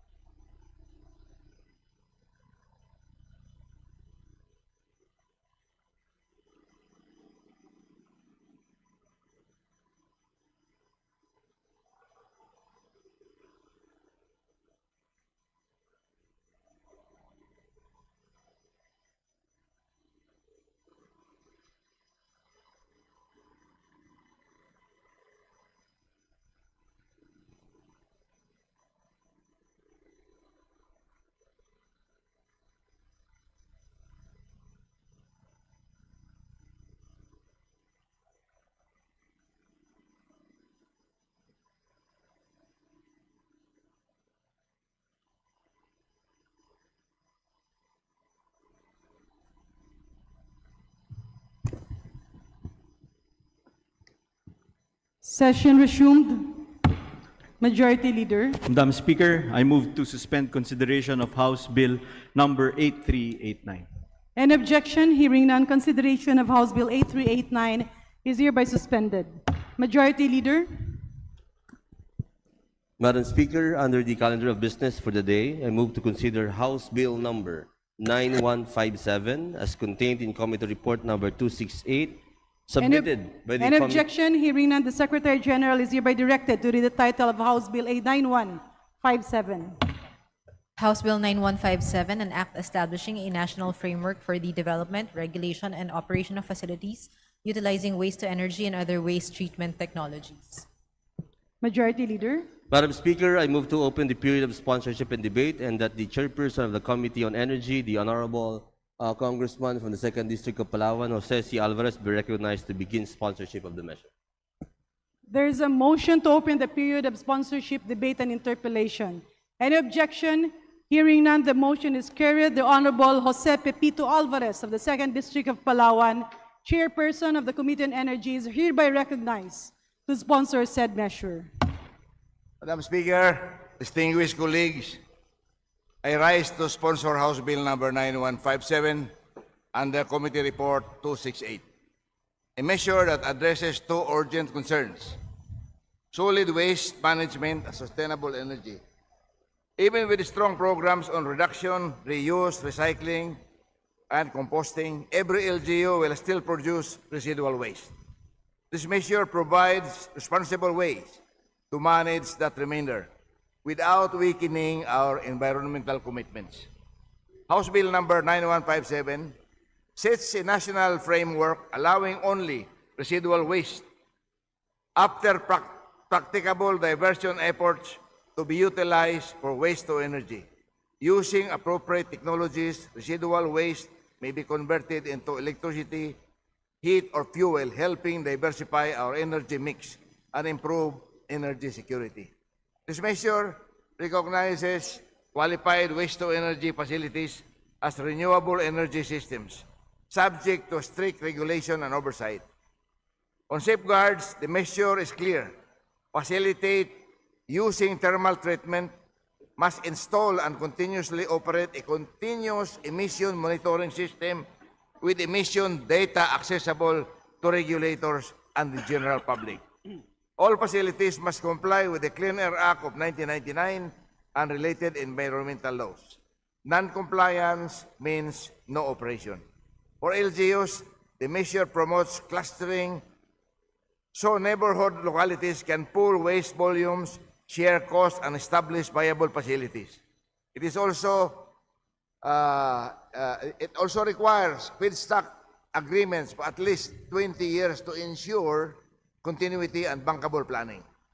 To support implementation, qualified projects may avail of incentives under the CREATE Law and the Renewable Energy Act, with Land Bank and DBP directed to prioritize eligible financing. The measure likewise provides capacity building and grant support to LGUs so that they can evaluate proposals and protect the public interest. These intended benefits of this measure are straightforward. First, cleaner communities and better public health to reduce dumping and less waste in the waterways and drainage. Second, added renewable power from residual waste to help strengthen energy and security. Third, jobs and stronger LGU services through modern facilities and shared systems. This measure complements, not replaces, waste reduction, recycling, and composting. It simply ensures that what remains is managed safely, transparently, and within the law. For this reason, I respectfully ask for your support for the passage of House Bill 9157. Thank you, Madam Speaker, distinguished colleagues. Majority Leader. Madam Speaker, I move to recognize Representative Rene Luis M. Co, Party List Kabataan, for her interpellation. The Honorable Rene Co is hereby recognized to interpellate the sponsor. Thank you, Madam Speaker, and good afternoon once again to the good gentleman, Kong Alvarez, sponsor of this bill, who I have discussed this measure and measures relating to waste to energy several times now. And Once again, I'd like to reiterate some questions that are standing to the eyes of the people and especially of concern to the Filipinos.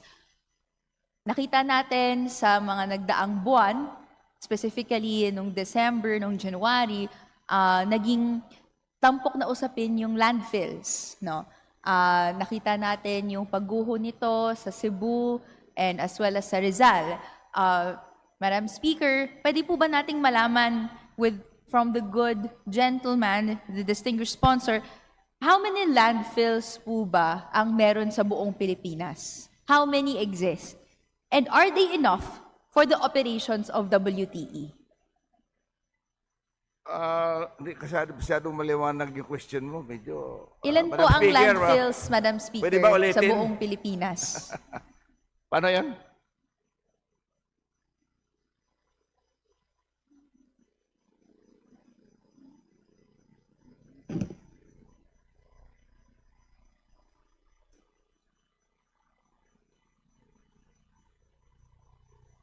Session suspended.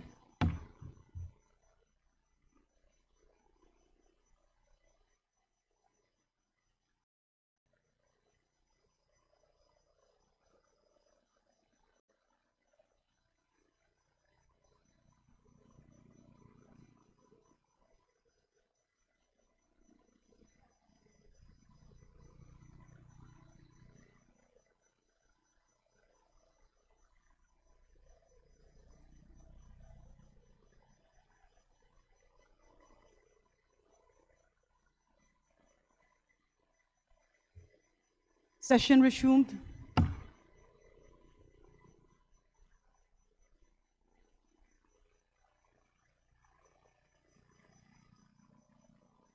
Thank you.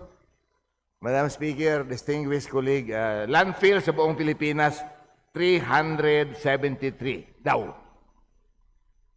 Opo, tapos enough po ba yun for the operations of waste to energy?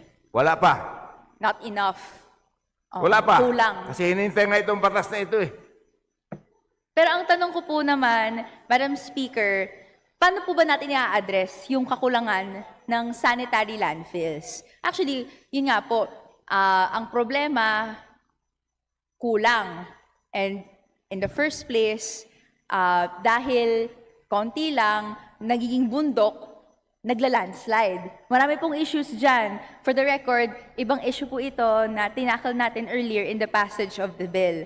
So yun po, Madam Speaker, how will we address the lack of sanitary landfills in the Philippines? Isang aspect din po siya ng problema, di ba po, sa WTE. Noon na nga, Madam Speaker, hanggang ngayon, nagbubundok na yung ating mga waste. Dahil nga wala, yung segregation mo, recycle at saka reuse, ginagawa na yon lalo-lalo na sa mga barangay. Nakikita doon, may segregation sila. Pero ikita mo yung mga waste ng mga munisipyo, andun pa rin sa landfill pa rin napupunta. Kasi wala nga, unang-una, bago lang na-allow yung susunugin mo yung waste, bago lang yun. Kasi nung araw, yung Clean Air Act, ayaw talaga ni, alam mo na kung sinong author ng Clean Air Act, ayaw talaga niya na mayroong magsunog. Yung sunog ngayon, per Supreme Court, allowed na yon.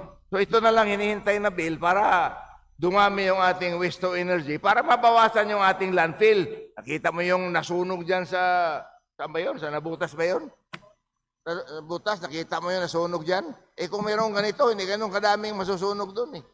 To clarify, Madam Speaker, under the Clean Air Act, under Solid Waste Management Act, any form of incineration is not allowed. Bawal po. No? Meron lang subsequent Supreme Court ruling which clarified yung parang meets and bounds nito, and yun po yung minimension. Yeah. Pero still, this representation at pinanghahawakan natin, no, yung clear-cut black letter law which says incineration is not allowed. And if this law passes, ang effect nito ay may allowed forms of incineration na, which is yung under ng waste to energy framework. Tinatanong ko po, Madam Speaker, kung ilan po ba ang landfills na nandito sa Pilipinas at kung sapat ba yun sa operation sa waste to energy, because sa pag-aaral ng iba't ibang environmental groups and even ng waste to energy industry players, maraming basura ang kailangan pong i-feed sa incinerators, sa waste to energy, sa machines ng waste to energy facilities para makapag-produce ng output. Pero may admission right now, Madam Speaker, na una, konti lang ang landfills sa Pilipinas. Ikalawa, hindi po iyon sapat for the operations of landfills in the Philippines, of waste to energy operations in the Philippines. So, ang next na tanong ko po, Madam Speaker, distinguished sponsor, Section 27, Paragraph 2 stipulates that use of imported municipal solid waste will be done as WTE feedstock for a WTE facility. Prohibited siya under this bill. Pwede po bang matanong, paano ba ito mamamonitor at may implement? Bawal yung mag-import ka ng waste. Yes Bawal po. yun. Bawal na bawal yun. Hindi papayagan yun. Ang sinasabi mo na bawal mag-incinerate, wala na po yun. Mayroon na Supreme Court decision. Basta importante, mag-incinerate ka. Number one, it does not emit poisonous gases at saka yung emission control mo is within standard. Hindi na po bawal ngayon yun. Kaya ito, inaapura natin ito para magkaroon ng waste to energy mga projects. Now, pag sinabi mo magkukulang pa yung waste to energy fuel, pwede naman yung boiler mo, gamitan mo na hindi lang waste. You can apply na limang klaseng waste or more. Kasi ang daming municipal waste. Ano yun? Yung mga coconut waste. Yung forest waste na talagang patatanggalin mo sa forest para gumanda na yung tubo ng forest mo. Yung agricultural waste. If you have been to Isabela, there is a 20 megawatt waste to energy. Ang gamit nila, biomass, which is IPA. Yun lang. Nung araw, ang IPA, 30 centimos lang ang bili nila per kilo. Ngayon, napakaraming may hanap buhay. 2 pesos and 80 centavos na ang bili na sa 1 kilong IPA para ipid doon sa boiler nila para makakreate ng steam in order to power the turbine. Ayan po. So, itong waste to energy, marami na naghihintay nito, gusto mag-invest, pero pag sinabi mo na cited ito sa locality na kulang ang waste, hindi po. Hindi sila maglalagay doon sa mga areas na kulang ang waste. Na kung kulang talaga at kailangan yung power doon at part lang ng power part lang ng boiler mo yung municipal waste, meron ka namang maraming ibang waste, agricultural waste. Yung harvest ng coconut, ang daming waste noon. So you can apply for multi-feed kung magkulang yung municipal waste, Mr. Madam Chair, actually yung nami-mention na for example, coconut waste, etc., ang nakikita ko nga pang mas appropriate na solution dyan, yung biocomposting, na actually meron na tayong law and meron na tayong practices kung paano siya i-handle. Ang katotohanan, ang karamihan ng laman ng landfills ng Pilipinas na ngayon ay hirap natin talagang hanapan and syempre gawan ng solusyon ay plastic. And ang stance ng representation na to, as backed by data from environmental groups, burning plastic waste will result in the spewing of carcinogenic materials around communities. But Madam Chair, babalik po ako sa question and I'd like to share an anecdote at ang isang nakita natin na troubling news kamakailan. May report po ang Rappler, February 2026 lang, kung saan na-alert po ang Philippine authorities of alleged illegal US e-waste shipments in Subic. At least 10 times pumasok po ang illegal e-waste imports sa bansa since March 2025. This is according to the US-based non-profit organization Basel Action Network. Kaya po ang tanong ko, noon, and I think hanggang ngayon under this bill, sinasabi natin na prohibited ang use of imported municipal solid waste bilang WT livestock. Pero paano pa po natin to i-monitor at i-implement? Meron nga pong instance dito, 10 beses sa nagdaang taon, e-waste. How toxic is e-waste po? Dahil nandyan po yung mga iba't ibang baterya, metal, at iba pang mga kemikal na maaari kung sinunog lang ay malanghap ng mga low-lying communities maging carcinogenic.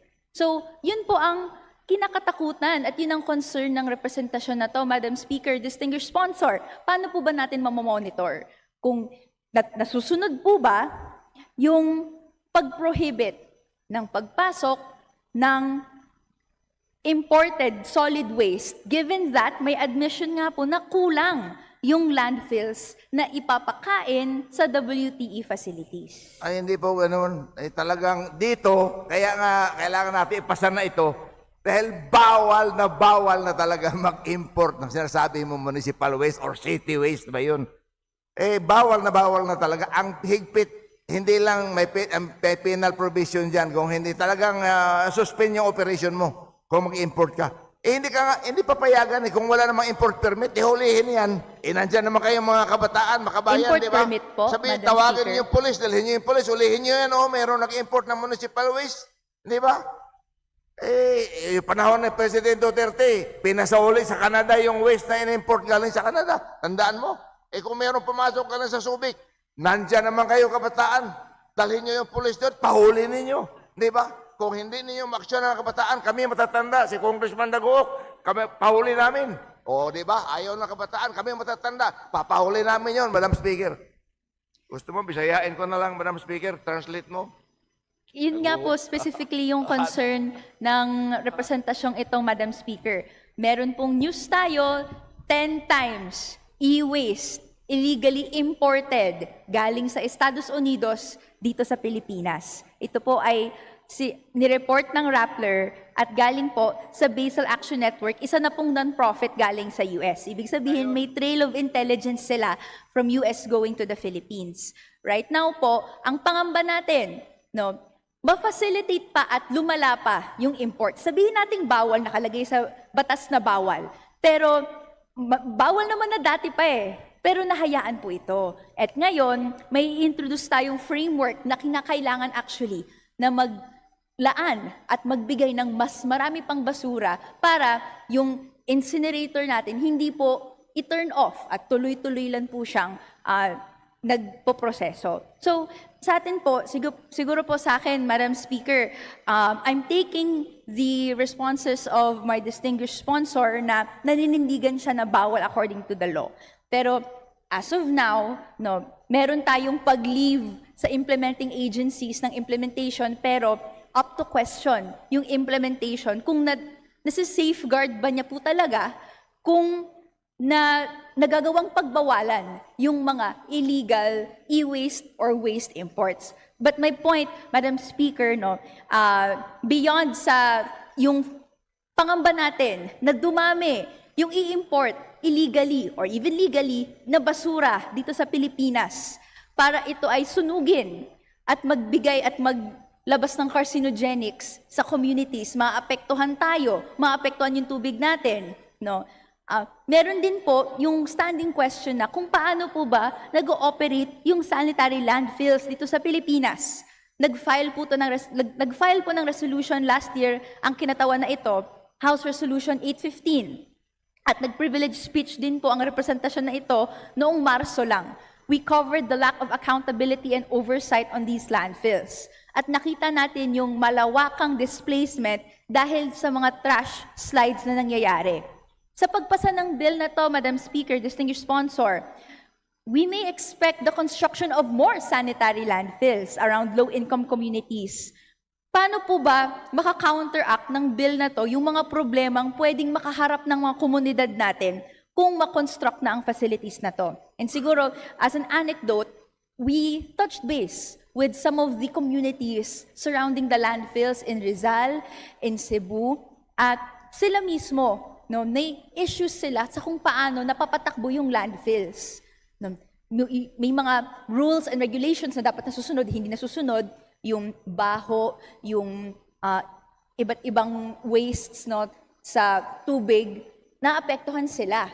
But because of itong pag-introduce ng WTE, yung hindi natin mabantayan na pag-import ng waste, baka mas dumami yung sanitary landfills na hindi naman sang-ayon sa rules and regulations sa pag-operate.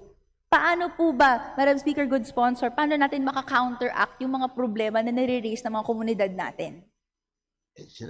Madam Speaker, sinasabi mo komunidad, responsibility ng mga komunidad yan to safeguard. Kaya kailangan na natin ipasa itong batas na ito dahil yun na nga bumubundok na yung waste mo. At saka nung una, katulad ng halimbawa mo, magsunog ng plastic, tandaan mo nung araw nung kunti pa yung coal plant natin dito. Lahat ng tao, no to coal. Pero nakita nila umaandar yung coal plant, wala naman palang usok. Bakit? Mayroon ng napakaraming technology ngayon. Pag incinerate mo ng coal, number one, dadaan yan sa water scrubber. Before dadaan sa water scrubber para maging steam na lang yung lalabas sa chimney niya, yung hindi na sunog na coal, before it will go to the water scrubber, mayroon niyang anodized na mayroon siyang chamber na talagang i-complete yung pagsunog niya doon na yung emission wala rin control, wala rin sobra doon sa allowed 10 parts per million na lumalabas doon sa mga coal plant. So, going back to your kanina, sinasabi mo na bawal magsunog ng plastic, ay hindi na bawal ngayon magsunog dahil nakokontrol mo na kung ano yung emission na ilalabas poisonous gas. Pwede mo rin i-capture yung poisonous gas. Kaya nga ngayon, yung plastic, pati yung guma nga, sinusunog, inaayos na, recycle na So, we need to pass this bill para makatulong. Two-front lang tayo Yung increase our energy resources na renewable, plus yung maibsan yung ating municipal waste na sinasabi mo na dumadami. Talaga yan. Kung tanungin mo si colleague natin, na Madam Speaker, si Congressman Erisi, Philippines produce 34% of the world's plastic waste. Kailangan na natin sunugin yun. Kailangan naman pagbigay natin ng permit pagsunog ka ng plastic, ay hindi lalabas yung poisonous fumes. Hindi lalabas yung mga emissions yan na more than 10 parts per million. So, mayroong control yan. So, ito naman, we suppose that this will become a law and we presume regularity dito sa batas na ito. Now, kung mayroong mga lapses, halimbawa, sinasabi mo na mayroon naman tayong batas na wala man tayong batas na nagbabawal mag-import ng municipal waste. Pero noong panahon ni Duterte, containers ng containers yung pinabalik niya doon. Tinawag niya yung Canadian ambassador. Pag hindi nyo pinaship out yan, dadalhin ko yan doon sa embassy ninyo. Bubuksan ko yan doon para doon ko idam. Kaya napabalik. Hindi man yun. Yung sinasabi mo nag-import ng municipal waste, yun yung mga biomass fuel plant siguro na nagkukulang na ng... I was just in Isabela and meron namang ginagawa doon na 15 megawatt, meron 20 megawatt. Nagkukulang na nga yung kanilang agricultural waste. So, yung waste, hindi lang yun. Kung mapasa natin ito, pati yung municipal waste ng Isabela, magagamit na nila. Kasi nagkukulang na yung kanilang ipa. Madam Speaker, ang mas nakikita kong solusyon sa issue ng plastic, hindi lang ng Pilipinas pero sa buong mundo, ay gumawa ng mas counting plastic. No? Mag-turn to alternatives, gaya ng nakikita nga natin sa ibang bansa, and even here, pero hindi gaano ka-supported at kaunlad, bioplastics or other alternatives na hindi po yung non-biodegradable plastics at sa punot dulo, yun nga po yung naggagawa ng matinding waste crisis. No? At hindi po yung pagsunog ng plastic na mas malaki yung harm na binibitbit niya sa komunidad at down to the individual dahil kung ano mang pong carcinogenic ang lalabas dahil dyan, yun po ay later sakit na pwedeng yung tao mag-suffer through. And siguro po, ang sabi, may technologies that will capture these poisonous gases, these fumes that should, provide complacency sa communities na pwede naman tong WTE. Pero kung titignan lang po natin yung pattern sa buong mundo sa kung paano nila hinahandle at pinapaunlad yung waste to energy, sa Europe they're moving away from it. No. May ibang mode and ibang framework na po sila, circular economy, kung saan at the end of the day, gumagawa sila ng mga produkto sa punot dulo na ito ay babalik at gagamitin pa rin sa loob ng economy. Hindi po maraming single use na at the end of the day, iba-burn and then supposedly lalabas bilang energy. Okay. Ang nagiging mga trend nga po dito, they will import their wastes to developing countries na may waste-to-energy frameworks at ang sasalo po ng harm ay yung mga developing countries na ito. Ito po yung nakikita natin sa iba't ibang bansa sa Southeast Asia. Ang gusto lang naman ng representasyon na ito ay ayaw matulad sa mga komunidad kung saan may gantong toxic fumes, waters because of the waste-to-energy framework. And ito po, may mga studies na ginawa po ang Gaia, ang Basel Action Network, iba't ibang mga environmental groups na at the end of the day, masasabi the current standards that we have, hindi pa po siya sapat. And hindi tayo safeguarded. No? Kung saan may nakita nga actually ang Gaia, no, na may concentration levels of smog found in communities near the Dumaguete WTE which exceeded the World Health Organization air quality guidelines. No? So, at the end of the day, andito po yung ating mga agam-agam dito sa framework na ito. And sa punot dulo, Madam Speaker, distinguished sponsor, nakikita natin yung pag-introduce ng framework na ito na mas makakasama sa mamamayang Pilipino. Alam ko yung concern, Madam Speaker, ng ating distinguished colleague. Tama naman yung concern mo. Pero ina-assume mo lahat ng batas may lusot eh. Ito na nga, pinagbabawal nga natin dito yung mga nag-i-emit ng poisonous gas. Now, Madam Speaker, if my distinguished colleague has time and my expense, hindi ko expense ng Congress, dalhin kita in the middle of Tokyo, papakita ko sa iyo, nagsusunog sila ng plastic. Eh kung ayaw mo pa doon, dalhin kita sa Copenhagen. May standing invitation ako sa Denmark. Ipapakita ko sa iyo na makiplastic, sino pa sasama iba? I have standing invitation. Doon sa waste to energy sa Central Denmark, sa Copenhagen mismo. Nagsusunog sila ng plastic.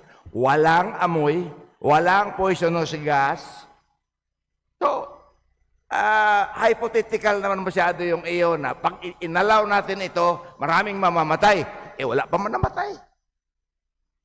Kaysa po, Madam Speaker, kaysa po siguro sa ibang bansa, mas gugustuhin ng kinatawan na ito na bisitahin ng Dumaguete, kung saan may WTE daw po doon, at ang report nga po ng Gaia ay ang levels of smog found in communities exceeded World Health Organization air quality guidelines. Pwede nating solusyonan po ng sama-sama. I have no further questions or comments, Madam Speaker. Maraming salamat po sa oras ninyo, distinguished sponsor. Sandali lang, kanong normalize, Madam Speaker.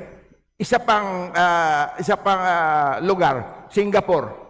Punta, before going to Copenhagen, Singapore muna tayo. Dalhin kita doon sa isla. Papakita ko paano nila sinusunog yung kanilang waste para na walang lumalabas na poisonous gas.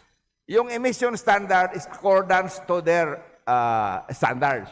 So, dito, dalawa lang naman ang pakay natin dito eh.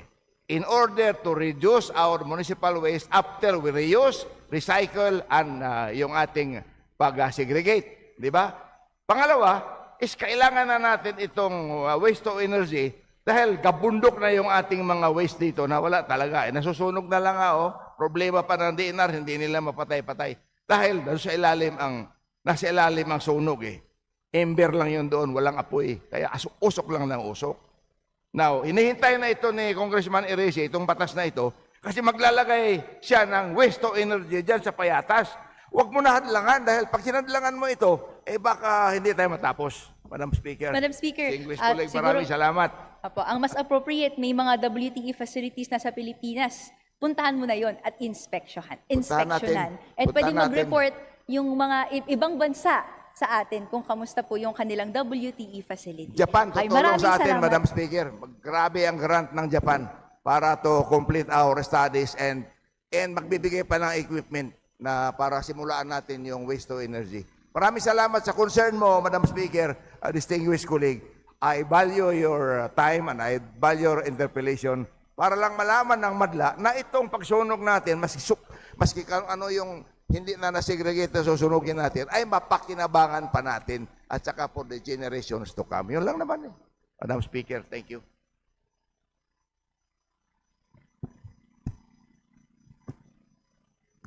Majority Leader.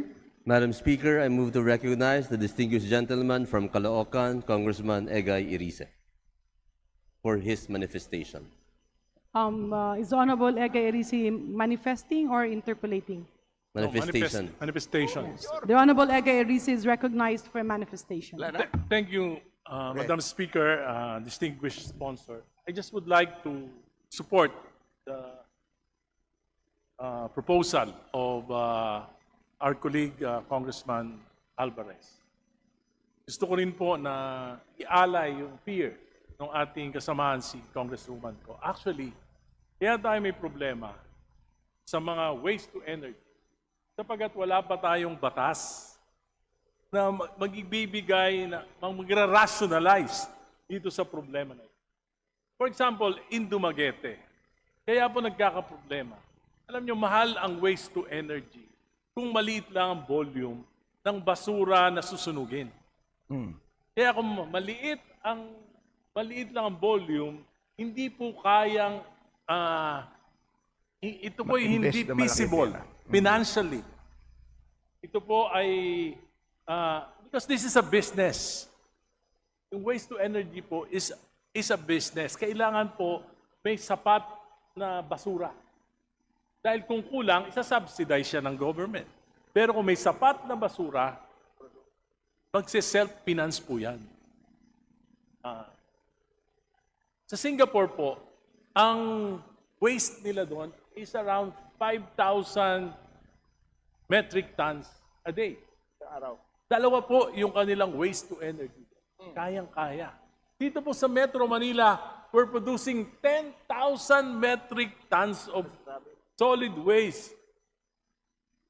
Kaya po, para tayong may minahan na magpuproduce ng electricity. At hindi na po natin kailangan na mag-import ng mga municipal waste dahil kahit po 2 waste-to-energy facility yung itayo natin dito, kulang pa rin sa laki ng basura na pinuproduce. Metro Manila pa lang po yan. Hindi pa kasama yung mga nearby cities, yung outskirt cities, Bacoor, na malalaki yan, yung Rizal, malaki po yan, sa Bulacan, malaki po yung waste production. Yan po ay isang tested technology na. Actually, hindi lang po incineration, meron pang technology ng gasification. So marami pong, kung yung tao po nakakapunta na sa buwan, mas madali pong problema yung pagprotekta ng environment. Ang importante lang po, merong sapat na basura. Kasi kung hindi sapat na ang basura, masasubsidize siya ng government. At kung subsidize ng gobyerno at pag kinapos ng pondo, dyan na po nagkakaproblema yung maintenance nitong mga facilities na to. And sa pamamagitan ng batas na ito, mariregulate pa natin kung ilang dapat na waste-to-energy facility ang payagan sa bawat community. Hindi pwede payagan yung mga communities na kulang ang basura. Pero yun namang, for example, Metro Manila, actually po, pwede sobra-sobra ang waste natin ng Metro Manila. Isa pa po, it will be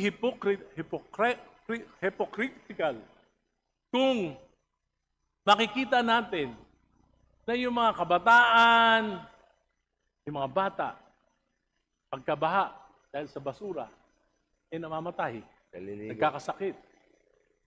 Pero kung gagawin po natin ang paraan na itong basura na ito ay mai-dispose natin ng maayos, ay sa tingin ko po, mas maraming buhay yung masasave natin.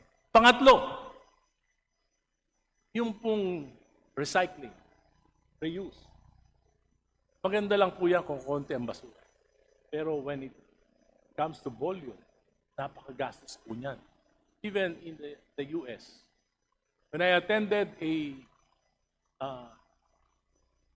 conference on solid waste management, the US, ang sabi ng mga public corporate, ang pinakamahal na form of solid waste disposal is recycling. Why? Kasi po karamihan naman ng mga recycled materials sa dami, sa volume, hindi naman po nagagamit. Sa storage pa lang, talo ni sila sa cost ng mga recycled. Salamat po. I support the proposal of Congress. Maraming salamat, Madam Speaker, distinguished colleague. Thank you very much. Majority Leader. Madam Speaker, I move to recognize the gentleman from Quezon City, the Honorable Bong Suntay, for his manifestation. Thank you very much. Madam Speaker, nais ko lang rin ibigay ang aking suporta dito sa panukalang ito. Actually, this proposal has been long overdue. Around the world, there are around 42 countries which uses waste to energy facilities. Dito lang sa Asia, andyan yung South Korea, Japan, China, India, Singapore, Malaysia, Thailand, Vietnam, Australia, New Zealand. All of those countries has waste to energy facility. We could just imagine, Australia and New Zealand has one of the strictest environmental laws in the world. Pero ginagamit nila itong waste to energy technology. Dito sa atin, sabi ko, this has been long overdue because provisions of our Clean Air Act prohibited the use of such technology. But technology has far advanced. At ngayon, halos wala nang wala nang yung kinakatakot natin na byproduct, halos wala na. And what is produced is either clean air or water. Steam na lang. Oo. Kaya't I hope that the members of this House would also support this measure because it will help us. Alam mo, sa amin lang sa Quezon City, the biggest city in Metro Manila, before we had the Payatas landfill. In fact, mas unhygienic and mas environmentally unfriendly pa nga yung mga operations ng open landfill because of the leachate it produces. Ang lapit-lapit pa naman sa Lamesa Dam. Pero ngayon, wala na yung Payatas and now we have to haul our garbage and spend so much money para dito sa hauling. But if we have this facility, palagay ko, mas madali na malinis natin ng ating bansa. So I would just like to give my support to the honorable proponent and to his measure. Maraming salamat po. Thank you, distinguished colleague. Thank you, Majority Leader. Madam Speaker, there being no member who wishes to interpolate the sponsor, I move to close the period of sponsorship and Madam debate. Speaker, Now, what's the pleasure of the Honorable Marcoleta? just to give my manifestation of support to the distinguished sponsor of the Waste to Energy Bill. Please proceed. Thank you. Thank you, Madam Speaker, distinguished sponsor. As one of the principal authors of the Waste to Energy Act, I wholeheartedly support this bill. At kasama ko rin po ang ating kapita-pitagan na chair sa pagbalangkas ng panukalang batas na ito. The proposed Waste to Energy Act is a measure that responds to a fiscal reality we all recognize, that when solid waste is unmanaged, our government pays the price through higher collection and disposal costs, scarce landfill capacity, public health risks, and repeated flood-related spending. The National Economic and Development Authority Philippine Development Plan 2023 to 2028 lays the problem out clearly. It reported that in 2020, the estimated volume of waste generated was close to 17 million metric tons, with almost a third coming from Metro Manila, that only 39% of barangays are served by material recovery facilities and only 29% by sanitary landfills, and that diversion remained low at 54% as of 2021. Madam Chair, distinguished sponsor, this is a public finance and governance bill as much as it is an energy and solid waste bill. It gives local governments and investors a clear framework, but it also gives the state strong tools like monitoring, health safeguards, prohibitions, and enforcement so that waste to energy can be deployed not only where it is safe, justified, and consistent with our waste diversion goals. In this wise, I respectfully ask this august body to advance this measure on waste to energy regulatory framework so we can move to a responsible solution forward. Maraming salamat, Madam Speaker, distinguished sponsor. Thank you, Madam Speaker, distinguished sponsor. Maraming salamat. Majority Leader. Madam Speaker, there being no member who wishes to interpolate the sponsor, I move to close the period of sponsorship and debate. An objection? Hearing none, the period of sponsorship, debate, and interpellation on House Bill 9157 is hereby terminated. Majority Leader. Madam Speaker, I move to open the period of amendments. An objection? Hearing none, said motion is carried. Madam Speaker, there being no individual nor committee amendments, I move to close the period of amendments. An objection? Hearing none, the period of amendments is hereby closed. Majority Leader. Madam Speaker, I move to vote on second reading House Bill number 9157.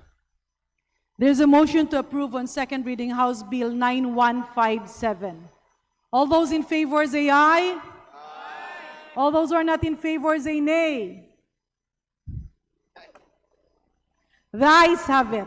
House Bill 9157 is approved on second reading. Move to suspend session for a few minutes, Madam Speaker. Session suspended.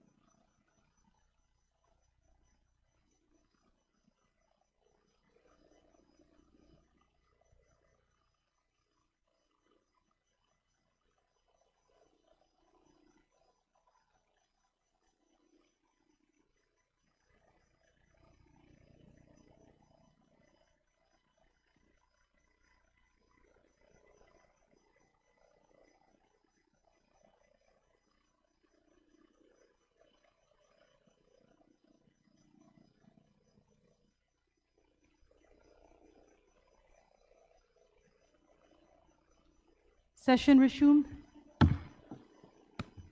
Madam Speaker, I move to consider House Bill number 8699, contained in Committee Report 231. And for this purpose, may I request that the Secretary General be directed to read the title of the bill. Any objection? Hearing none, the Secretary General is so directed. House Bill number 8699, an act promoting Philippine indigenous and traditional writing systems and providing for their protection, preservation, and conservation. Majority Leader. Madam Speaker, I move to open the period of sponsorship and debate and that the Representative Maximo Y. Dalog Jr. be recognized to begin sponsorship of the measure. An objection? Hearing none, the period of sponsorship and debate is hereby opened, and for this purpose, the Honorable Maximo Dalog Jr. of the Lone District of Mountain Province is hereby recognized. Thank you, Madam Speaker. On behalf of the Committee on Indigenous Cultural Communities and Indigenous Peoples, I am honored to sponsor House Bill number 8699, known as the Philippine Indigenous and Traditional Writing Systems Act, which seeks to promote, protect, preserve and conserve the indigenous and traditional writing systems of the Philippines, including Baybayin, Hanunuo, Buhid, Tagbanwa, Kulitan, and other pre-colonial scripts by formally recognizing them as national cultural treasures. The bill mandates their integration into basic and higher education, the development of digital archives and reference materials, and the conduct of cultural awareness activities with the National Commission for the Culture and the Arts as the lead agency in coordination with the Department of Education, Commission on Higher Education, Commission ng Wikang Filipino, and the National Commission on Indigenous Peoples. For our indigenous cultural communities and indigenous peoples, the institutionalization of their traditional writing systems is not merely a cultural aspiration. It is a matter of identity, dignity, and survival. These scripts are the written soul of indigenous peoples, expressions of their history, knowledge, and worldview that predate colonization by centuries. Without a legal framework to protect and promote them, these writing systems face irreversible extinction, taking with them irreplaceable indigenous knowledge, oral traditions, and a living link between our people and their ancestral past. To lose them is to lose a part of what makes us distinctly and proudly Filipino. Thank you very much, Madam Speaker. Majority Leader. Madam Speaker, there being no member who wishes to interpolate the sponsor, I move to close the period of sponsorship and debate. There is no other member who would wish to sponsor. There's a motion to close the period of sponsorship and debate. Any objection? Hearing none, said motion is carried. Majority Leader. Madam Speaker, I move to open the period of amendments. An objection? Hearing none, said motion is carried. Majority Leader. Madam Speaker, there being no committee nor individual amendments, I move to close the period of amendments. An objection? Hearing none, the period of amendments is hereby closed. Majority Leader. Madam Speaker, I move to vote on second reading, House Bill number 8699. There's a motion to approve on second reading, House Bill 8699. All those in favor say aye. Aye. All those who are not in favor say nay. The ayes have it. House Bill 8869 is approved on second reading. Thank you, Madam Majority Speaker. Leader. Madam Speaker, I move to suspend session for a few minutes. Session suspended.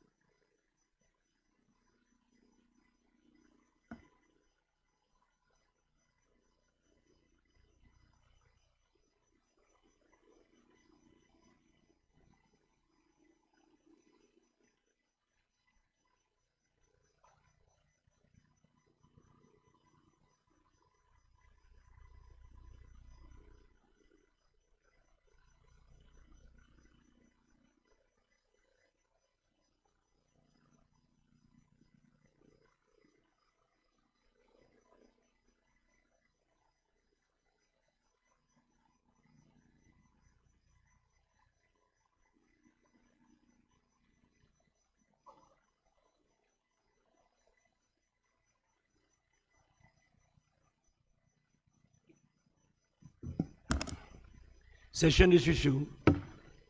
Majority Leader.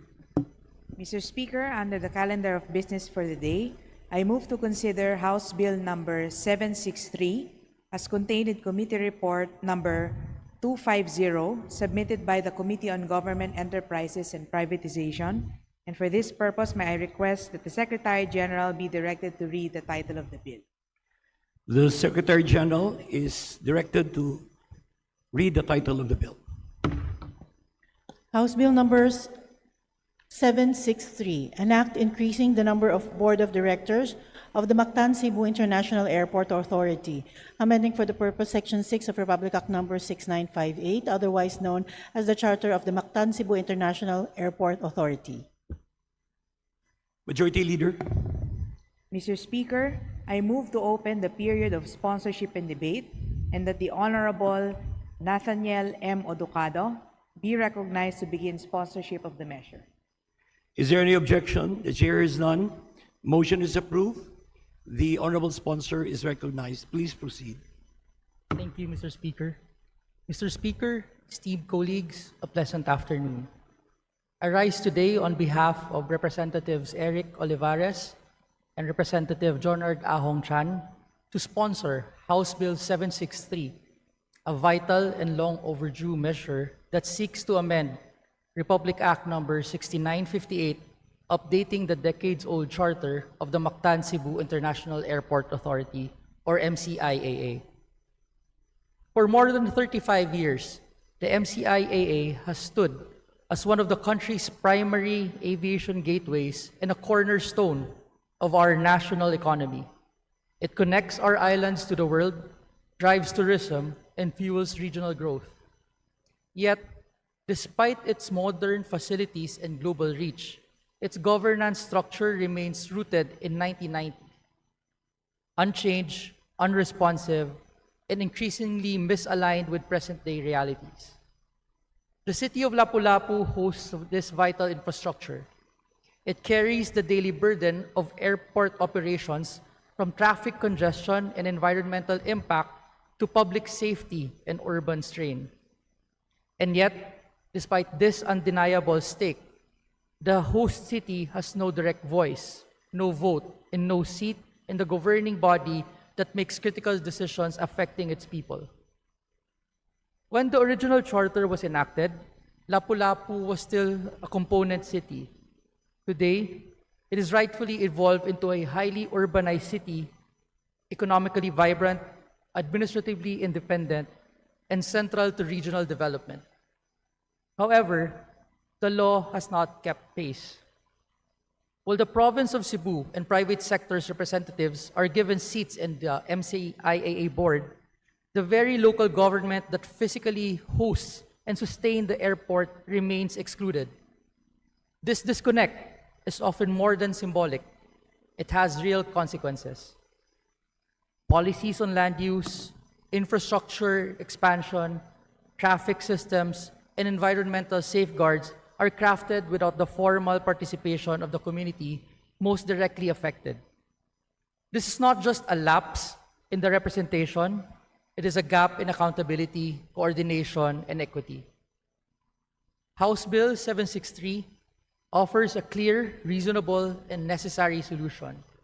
First, it mandates the inclusion of the Lapu-Lapu mayor or a duly authorized representative as a permanent member of the MCIAA Board of Directors, ensuring that the city that hosts finally has a voice where it matters most. Second, it aligns national aviation policy with local governance, fostering better coordination between airport authorities and the city's development plans. Third, it strengthens accountability and responsiveness, providing a formal mechanism to address concerns on traffic management, land use, environmental sustainability, and equitable economic benefits. This is not a radical reform. It is a practical correction, one that brings governance closer to the people it affects. Mr. Speaker, this measure is anchored on a simple principle. Those who bear the impact must have a voice in the decision-making process. The bill does not seek privilege, it seeks fairness. It does not disrupt, it strengthens. It does not divide, it integrates. By granting Lapu-Lapu City its rightful representation, we uphold the spirit of local autonomy, enhance institutional coordination, and ensure that sustainable growth of one of our nation's most critical gateways. Let us correct a 35-year oversight. Let's bring governance into the present, and let us affirm that inclusive leadership is the foundation of lasting progress.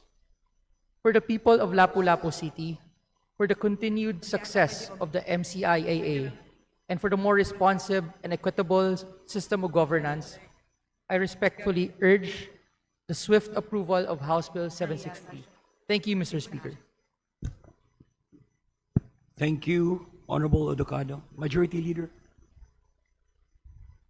Mr. Speaker, there being no member who wishes to interpolate the sponsor, I move to close the period of sponsorship and debate.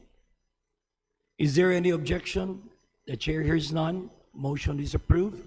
The period of interpellation and debate is closed. Majority Leader. Mr. Speaker, I move to open the period of amendments. Is there any objection? The chair hears none. Motion is approved. Period of amendment is now open. Majority Leader. Mr. Speaker, there being no committee nor individual amendments, I move to close the period of amendments. Is there any objection? The chair hears none. The period of amendment is now closed. Majority Leader. Mr. Speaker, I move to vote on second reading, House Bill number 763.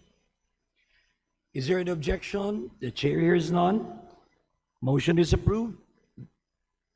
There's a motion to approve on second reading, House Bill 763. All those in favor, say aye. Aye. All those against, say nay. The ayes have it. House Bill 763 is approved on second reading. Majority Leader. Mr. Speaker, I move to adopt House Resolution number 694 as contained in Committee Report number 172, and for this purpose, may I request that the Secretary General be directed to read the title of the resolution. Is there any objection? The chair hears none. The Secretary General is directed to read the title of the House resolution. Please proceed. House Resolution 694, Resolution congratulating and commending Representative Richard I. Gomez of the 4th Legislative District of Leyte for his exceptional accomplishments in international and regional shooting competitions from 2025 to 2026. Majority Leader. Mr. Speaker, I move to adopt House Resolution number 694 as contained in Committee Report number 172. Is there any objection? The chair hears none. Motion is approved. Majority Leader. Mr. Speaker, I move to consider House Resolution number 897 as contained in Committee Report number 228, and for this purpose, may I request that the Secretary General be directed to read the title of the resolution. Is there an objection? The chair hears none. Motion is approved. The Secretary General is directed to read the title of the House Resolution 897. Please proceed. House Resolution 897, Resolution congratulating and commending Filipino Olympian Carlos Caloy Edriel P. Yulo for winning medals in the 2025 Artistic Gymnastics World Championships held in Jakarta, Indonesia from October 19 to 25, 2025. Majority Leader. Mr. Speaker, I move to adopt House Resolution number 897 as contained in Committee Report number 228. Is there any objection? The chair is none. Motion is approved. House Resolution 897 is hereby adopted. Majority Leader. Mr. Speaker, I move to consider House Resolution number 898 as contained in Committee Report number 229, and for this purpose, may I request that the Secretary General be directed to read the title of the resolution. Is there any objection? The chair hears none. The Secretary General is directed to read the title of House Resolution 898. Please proceed. House Resolution 898, Resolution congratulating and commending Filipino prodigy Alaya Ayel Aguilar for winning the 4th world title in the 2025 Abu Dhabi World Professional Jiu-Jitsu Championship held at Mubadala Arena, Abu Dhabi, United Arab Emirates from November 12 to 22, 2025. Majority Leader, Mr. Speaker, I move to adopt House Resolution number 898 as contained in Committee Report number 229. is there any objection? The chair hears none. All those in favor say aye. Aye. Those who are against say nay. The ayes have it. House Resolution 898 contained in Committee Report 229 is hereby approved. Majority Leader, Mr. Speaker, I move to consider House Resolution number 952 as contained in Committee Report number 242, and for this purpose, may I request that the Secretary General be directed to read the title of the resolution. is there any objection? The chair is none. Motion is approved. Secretary General is directed to read the title of House Resolution 952. Please proceed. House Resolution 952, resolution congratulating and commending the members of the Philippine national team for their historic performance in winning 7 gold and 7 silver and 10 bronze medals in the 2025 Asian Youth Games held in Manama, Bahrain from October 22 to 31, 2025. Majority Leader, Mr. Speaker, I move to adopt House Resolution number 952 as contained in Committee Report number 242. is there any objection? The chair is none. Motion is approved. All those in favor say aye. Aye. Those who are against say nay. The ayes have it. House Resolution 952 contained in Committee Report 242 is hereby approved. Majority Leader, Mr. Speaker, I move to consider House Resolution number 956 as contained in Committee Report number 243, and for this purpose, may I request that the Secretary General be directed to read the title of the resolution. is there any objection? The chair is none. Motion is approved. The Secretary General is directed to read the title of House Resolution 956. Please proceed. House Resolution 956, resolution congratulating and commending the members of the Philippine National Athletics Team for their gold medal victories in the 2025 Southeast Asian Under-18 and Under-20 Athletics Championships held in Medan, Indonesia from November 15 to 18, 2025. Majority Leader, Mr. Speaker, I move to adopt House Resolution number 956 as contained in Committee Report number 243. is there any objection? The chair is none. Motion is approved. All those in favor say aye. Aye. Those who are against say nay. The ayes have it. House Resolution 956 contained in Committee Report 243 is hereby approved. Majority Leader, Mr. Speaker, I move to consider House Resolution number 957 as contained in Committee Report number 244. And for this purpose, may I request that the Secretary General be directed to read the title of the resolution. is there any objection? The chair hears none. Motion is approved. Secretary General is directed to read the title of House Resolution 957. Please proceed. House Resolution number 957, resolution congratulating and commending Brenda Ramos Sinampan for her historic 4 gold medal victory in the 2025 Asia Masters Athletics Championships held in Chennai, India from November 5 to 9, 2025. Majority Leader, Mr. Speaker, I move to adopt House Resolution number 957 as contained in Committee Report number 244. is there any objection? The chair hears none. Motion is approved. All those in favor of House Resolution 957 say aye. Aye. Those who are against say nay. The ayes have it. House Resolution 957 contained in Committee Report 244 is hereby approved. Majority Leader, Mr. Speaker, I move to consider House Resolution number 958 as contained in Committee Report number 245, and for this purpose, may I request that the Secretary General be directed to read the title of the resolution. is there any objection? The chair hears none. Motion is approved. The Secretary General is directed to read the title of House Resolution 958. Please proceed. House Resolution number 958, Resolution congratulating and commending Filipino Whirlpool champion Jonas R. Magpantay for winning the gold medal in the 2025 Whirlpool Association Qatar World Cup 10-ball championship held in Doha, Qatar from October 23 to November 2, 2025. Majority Leader. Mr. Speaker, I move to adopt House Resolution number 258 as contained in Committee Report number 245. Is there any objection? The chair hears none.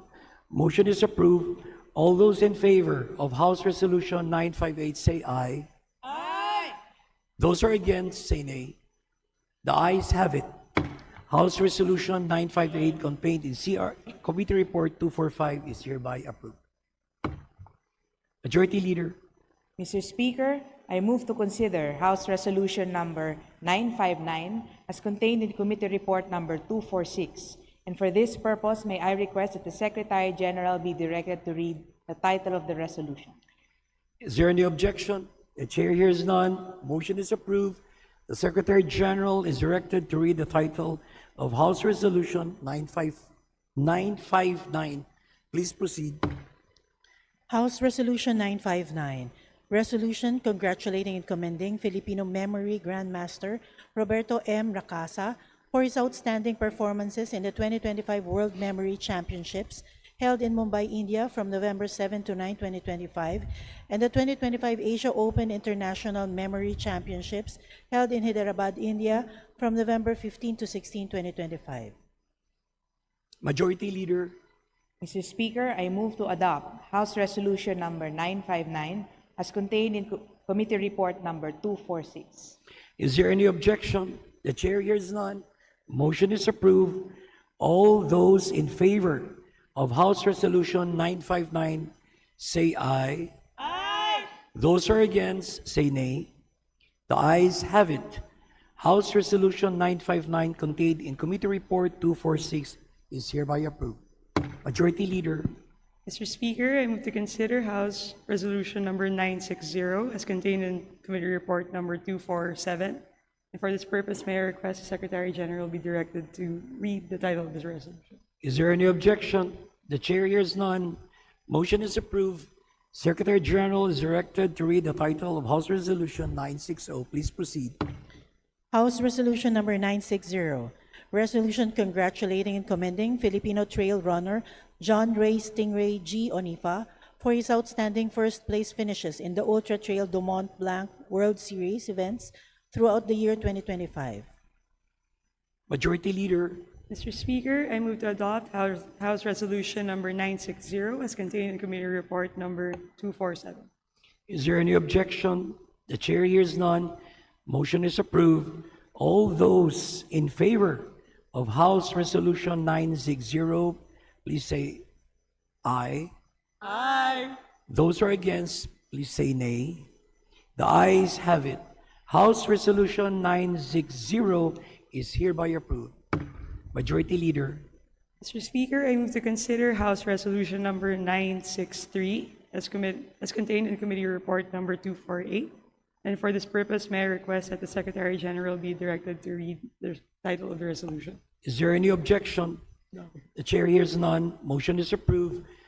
The Secretary General is directed to read the title of House Resolution number 963. Please proceed. House Resolution number 963, resolution congratulating and commending Filipino junior weightlifter Albert Ian de los Santos for setting a new junior world record in the men's 71-kilogram clean and jerk event in the 2025 International Weightlifting Federation World Championships held in Fjord, Norway from October 2 to 11, 2025. Majority Leader. Mr. Speaker, I move to adopt House Resolution number 963 as contained in Committee Report number 248. Is there any objection? The chair is none. Motion is approved. All those in favor of House Resolution 963, please say aye. Aye. Those are against, please say nay. The ayes have it. House Resolution 963 contained in Committee Report 248 is hereby approved. Majority Leader. Mr. Speaker, I move to consider House Resolution number 964 as contained in Committee Report number 249. And for this purpose, may I request the Secretary General be directed to read the title of the resolution. Is there any objection? The chair hears none. Motion is approved. The Secretary General is directed to read the title of House Resolution 964. Please proceed.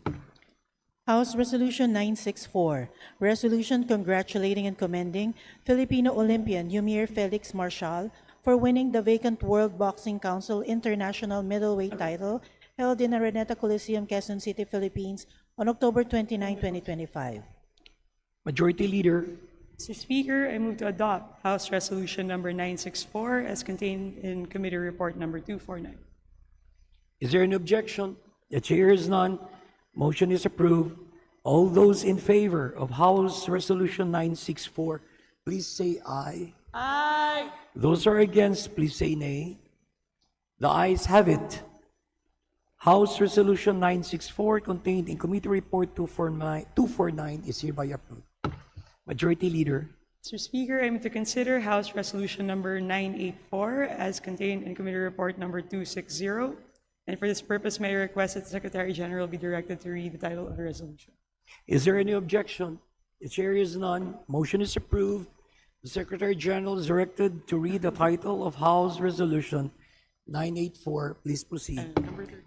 House Resolution 984, resolution congratulating and commending Filipino para-swimmer Rick Daniel Pasadilla for becoming the most bemedaled Filipino para-athlete in the 2025 Asian Youth Para Games held in Dubai, United Arab Emirates from December 7 to 14, 2025. Majority Leader. Mr. Speaker, I move to adopt House Resolution number 984 as contained in Committee Report number 260. Is there any objection? The chair hears none. Motion is approved. All those in favor of House Resolution 984, please say aye. Aye. Those are against, please say nay. The ayes have it. House Resolution 984 contained in Committee Report 260 is hereby approved. Majority Leader. Mr. Speaker, I move to consider House Resolution number 895 as contained in Committee Report number 225. And for this purpose, may I request that the Secretary General be directed to read the title of the resolution. Is there any objection? The chair hears none. Motion is approved. The Secretary General is directed to read the title of House Resolution 895. Please proceed. House Resolution 895, resolution congratulating and commending the Technical Education and Skills Development Authority for the successful hosting of the World Skills ASEAN Manila 2025 competition and producing the strongest performance ever by the Philippine delegation to the biennial event. Majority Leader. Mr. Speaker, I move to adopt House Resolution number 895 as contained in Committee Report number 225. Is there any objection? The chair hears none. Motion is approved. All those in favor of House Resolution 895, please say aye. Aye. Those are against, please say nay. The ayes have it. House Resolution 895 contained in Committee Report 225 is hereby approved. Majority Leader. Mr. Speaker, I move to consider House Resolution number 896 as contained in Committee Report number 226. And for that purpose, may I request that the Secretary General be directed to read the title of the resolution. Is there any objection? The chair hears none. Motion is approved. The Secretary General is directed to read the title of House Resolution 896. Please proceed. House Resolution 896, resolution commending and congratulating the Perpetual Help University on the occasion of its 50th founding anniversary in recognition of its 5 decades of academic excellence, service to the nation, and unwavering commitment to holistic education. Majority Leader. Mr. Speaker, I move to adopt House Resolution number 896 as contained in Committee Report number 226. Is there any objection? The chair hears none. Motion is approved. All those in favor of House Resolution 896, please say aye. Aye. Those are against, please say nay. The ayes have it. House Resolution 896 contained in Committee Report 226 is hereby approved. Majority Leader. Mr. Speaker, I move to consider House Resolution number 1001 as contained in Committee Report number 269. And for this purpose, may I request that the Secretary General be directed to read the title of the resolution. Is there any objection? The chair hears none. Motion is approved. The Secretary General is directed to read the title of House Resolution 903. Please proceed. 1001. I'm sorry. I stand corrected. House Resolution 1001. House Resolution 1001, a resolution commending and congratulating the Pinoy pop girl group BINI for making history as the first Filipino pop group to perform at the Coachella Valley Music and Arts Festival 2026 and recognizing their contribution to the global promotion of Filipino talent and culture. Majority Leader. Mr. Speaker, I move to adopt House Resolution number 1001 as contained in Committee Report number 269. Is there any objection? The chair hears none. Motion is approved. All those in favor of House Resolution 1001, please say aye. Aye. Those who are against, please say nay.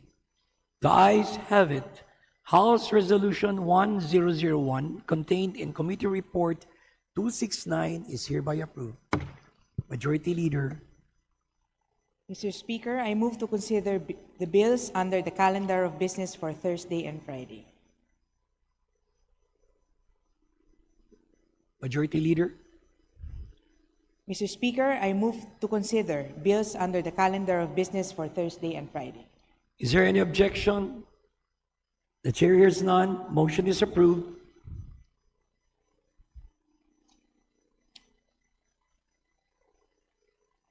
So, session suspended.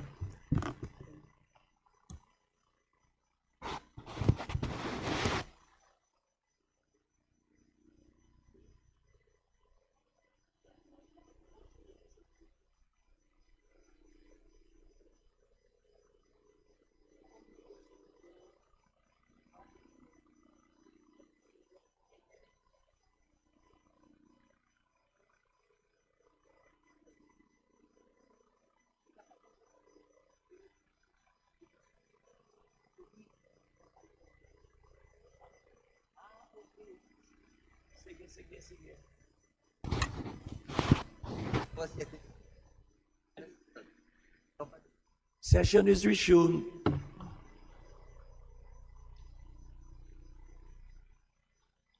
Majority Leader. Mr. Speaker, pursuant to our rules, I move for the omnibus consideration of the following local bills. House Bill number 8619, as contained in Committee Report number 218. House Bill number 8620, as contained in Committee Report number 219. House Bill number 8700, as contained in Committee Report number 232. House Bill number 8722, as contained in Committee Report number 237. House Bill number 8723, as contained in Committee Report number 238. House Bill number 8724, as contained in Committee Report number 238. House Bill number 9150, as contained in Committee Report number 262. House Bill number 9151, as contained in Committee Report number 263. House Bill number 9152, as contained in Committee Report number 264. House Bill number 9153, as contained in Committee Report number 265. House Bill number 9154, as contained in Committee Report number 266. And House Bill number 9155, as contained in Committee Report number 267. And for this purpose, may I request that the Secretary General be directed to read the title of the bills. Is there any objection? The chair hears none. Motion is approved. The Secretary General is directed to read the titles of the foregoing bills. Please proceed. House Bill number 8619, an act granting the condonation of the unpaid interest, penalties, and surcharges on the overdue obligations of the Maguindanao Electric Cooperative, Inc. to the Power Sector Assets and Liabilities Management Corporation. House Bill number 8620, an act granting the condonation of the unpaid interest, penalties, and surcharges on the overdue obligations of the Lanao del Sur Electric Cooperative, Inc. to the Power Sector Assets and Liabilities Management Corporation. House Bill number 8700, an act providing for the establishment of an indigenous training center in the city of Valencia, province of Bukidnon, and appropriating funds therefor. House Bill number 8722, an act upgrading the district office of the Land Transportation Office in the municipality of San Luis, province of Aurora, from a Class D to a Class B district office and appropriating funds therefor. House Bill number 8723, an act upgrading the district office of Land Transportation Office in the city of Ormoc, province of Leyte, from a Class D to a Class A district office and appropriating funds therefor.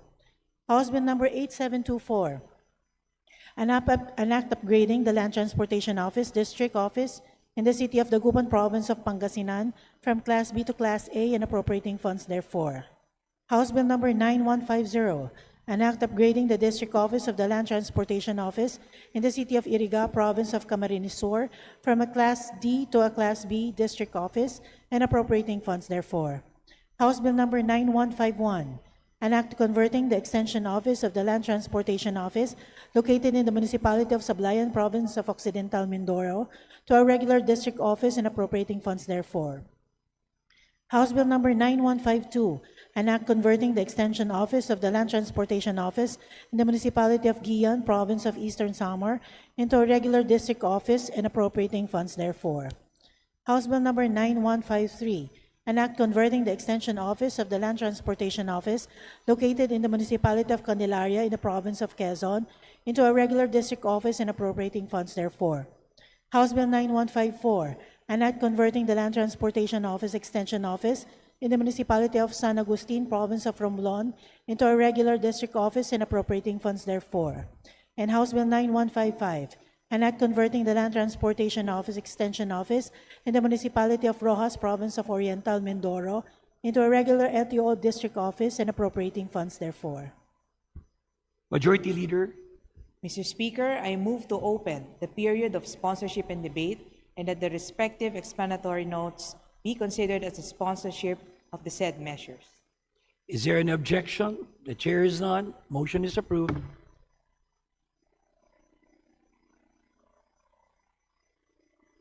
Period of sponsorship and debate. Your motion is to close? Open? To open. Session is suspended.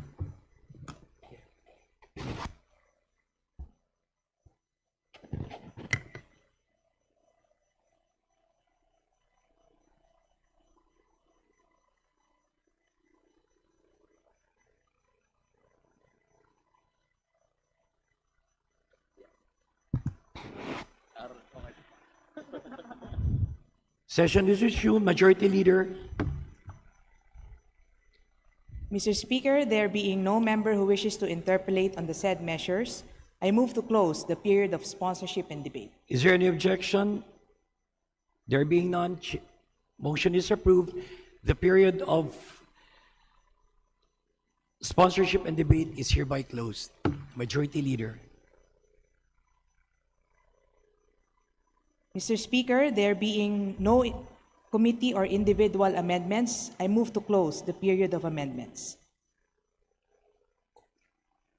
I'm sorry, Mr. Speaker, I withdraw my motion. Mr. Speaker, I move to open the period of amendments and approve the Committee on Amendments, if any, as contained in the respective committee reports of the aforementioned bills. Is there any objection? The chair is none. The period of amendment is now open. Majority Leader.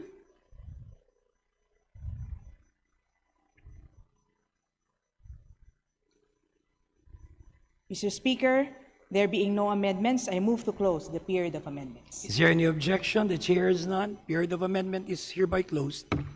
Majority Leader.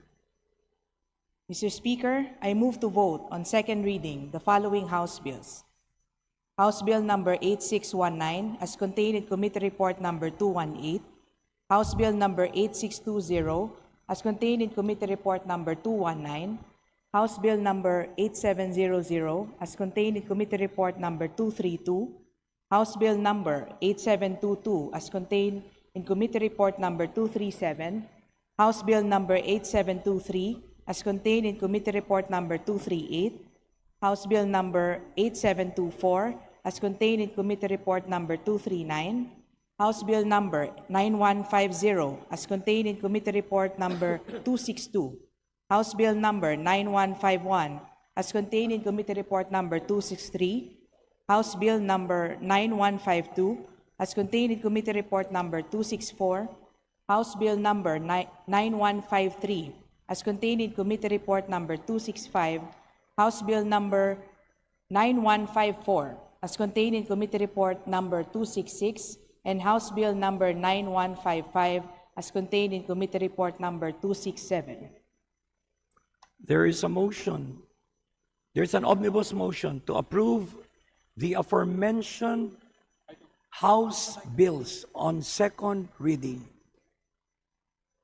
All those in favor, please say aye. Aye. Those who are against, please say nay. The ayes have it. All the aforementioned bills are approved on second reading. Majority Leader. Mr. Speaker, I move to designate the following members to the Conference Committee on the disagreeing provisions of House Bill number 8476 and Senate Bill number 1894, expanding the coverage of tertiary education subsidy.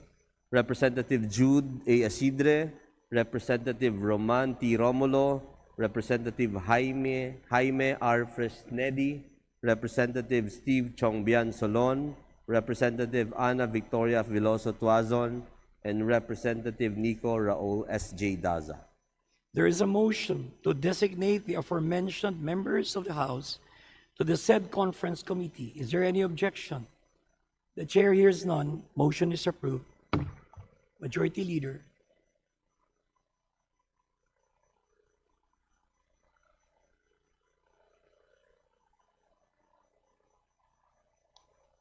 Move to suspend for a few minutes, Mr. Speaker. Session is suspended.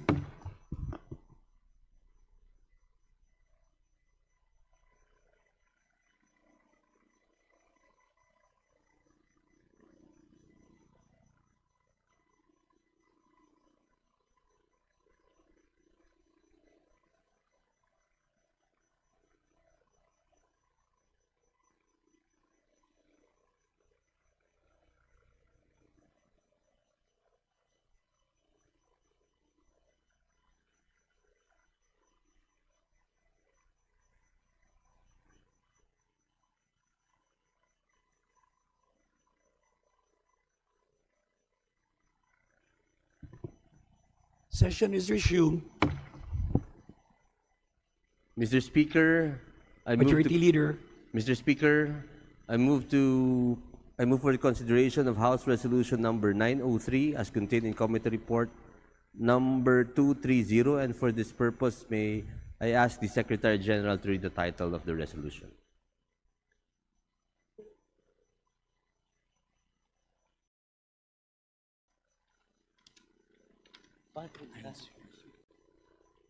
This one, okay. Is there any objection? The chair hears none. Motion is approved.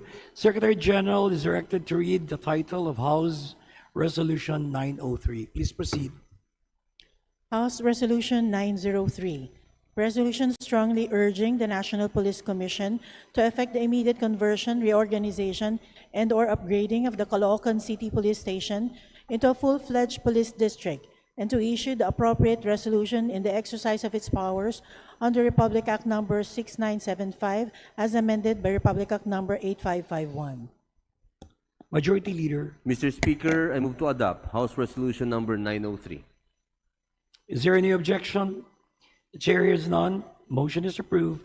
All those in favor of House Resolution 903 contained in Committee Report 230, please say aye. Aye. Those who are against, please say nay. The ayes have it. House Resolution 903 contained in Committee Report 230 is hereby approved. Majority Leader. Mr. Speaker, with leave of the House, I move to open the privilege hour. Is there any objection? The chair is none. Privilege hour is now open. Majority Leader.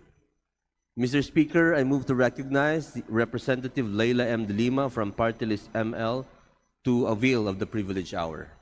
The Honorable Representative Laila M. De Lima of the Party List ML is recognized. Please proceed.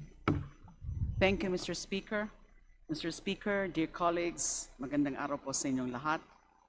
I rise today to address a matter of utmost public interest and collective responsibility, one that crucially tests our commitment to democracy, local autonomy, and the protection of our people's rightful voice. 95,497.12. Let that figure sink in. This is the total hectares of land in Nueva Vizcaya that are currently open to mining operations. Mining that will fundamentally alter a locality's landscape, its waters, and its ecological systems, perhaps irreversibly. Mining that displaces entire communities, destroys local livelihoods, and shatters the economic fabric that generations have painstakingly built. Mining whose scars will persist long after the minerals are extracted and the corporations have moved on. Damage that is in most cases lasting and irremediable. So I ask, who holds the authority to decide the fate of these 95,497.12 hectares? Who possesses the moral and legal right to determine whether our land, our water, and our people's future shall be surrendered to mining operations? Under the Local Government Code, national government agencies and government-owned or controlled corporations are mandated to maintain ecological balance and preserve environmental integrity. These entities are required to secure prior public consultation with local government units, non-governmental organizations, and other sectors concerned, and to obtain the approval of the appropriate sanggunian before implementing any project or program that may cause pollution, climatic change, depletion of non-renewable resources, loss of cropland, rangeland or forest cover, and extinction of animal or plant species. The law is clear. Before the implementation of environmentally critical projects and programs, there must be consultation with the local government units, non-governmental organizations, and other sectors concerned, and prior approval of the sanggunian concerned. The requirement for consultation is not a mere procedural step or bureaucratic compliance requirement. It springs from the constitutional policies that guarantee due process and promote our people's inalienable right to meaningful participation at all levels of social, political, and economic decision-making. From the perspective of rudimentary fairness and justice, consultation is an imperative, precisely because the communities that will bear the entire burden of the displacement, the environmental devastation, and the loss of livelihood must have the opportunity to weigh these costs against purported benefits. At its heart, consultation must empower affected communities to say no if the price is too high. Half measures that deny communities the power to reject mining that is deleterious to their health and well-being are no consultation at all. It is mere theater, palabas, pakitang tao. It is for this reason that consultation must clearly and comprehensively explain the project's true environmental and ecological risks to the community. It must provide adequate time for genuine deliberation, not mere rubber stamping. It must center on the community's right to say no, to withhold consent to projects they deem unacceptable. This is what meaningful consultation looks like. Anything less is a clear disregard of the people's welfare and a betrayal of the Constitution. The Local Government Code makes it crystal clear. The DNR and MGB bear the primary duty to ensure genuine, thorough, and truthful consultations with communities and LGUs before mining projects proceed. They must guarantee that affected communities are comprehensively informed, not only of the project's supposed objectives, but of its true environmental and ecological consequences. Only then can communities and sanggunians make an informed decision and, importantly, cast a genuine yes or no vote. That being said, hindi po ibig sabihin na wala ng papel ang ating mga lokal na opisyal.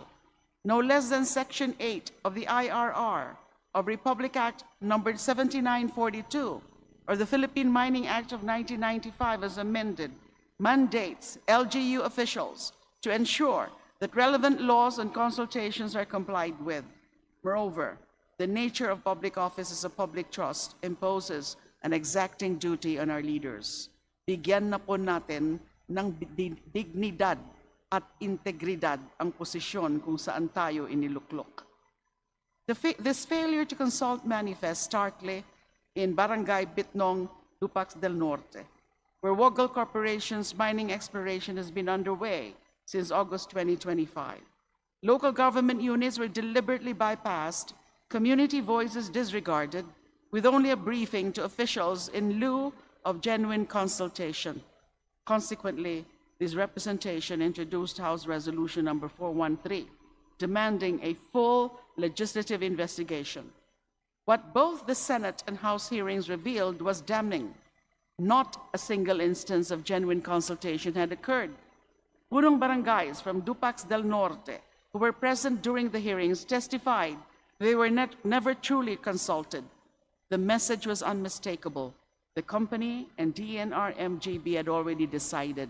Tapos na ang boxing sa DNR pa lang. And yet, despite these findings, despite the community's documented resistance, the MGB's response reveals the true problem, a fundamental misalignment between what the law demands and what this agency actually does. Is the MGB a guardian of the law and people's rights, or has it become an enabler of narrow corporate interests? The MGB has repeatedly argued that consultation requirements do not apply to exploration permits. This is fundamentally flawed. Section 70 of the Mining Act exempts exploration permits from environmental impact assessments, but says nothing about exempting them from the consultation requirements mandated by the local government code. Section 23 of the Mining Act's IRR is crystal clear.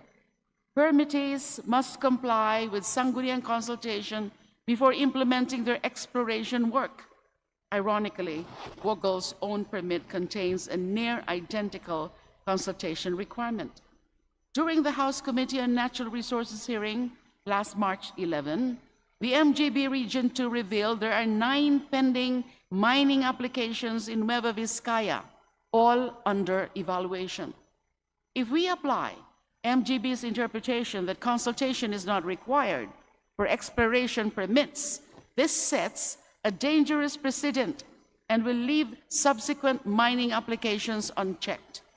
This convenient and dangerous interpretation of the law cannot bind local government units and communities in the face of their stark and evident opposition.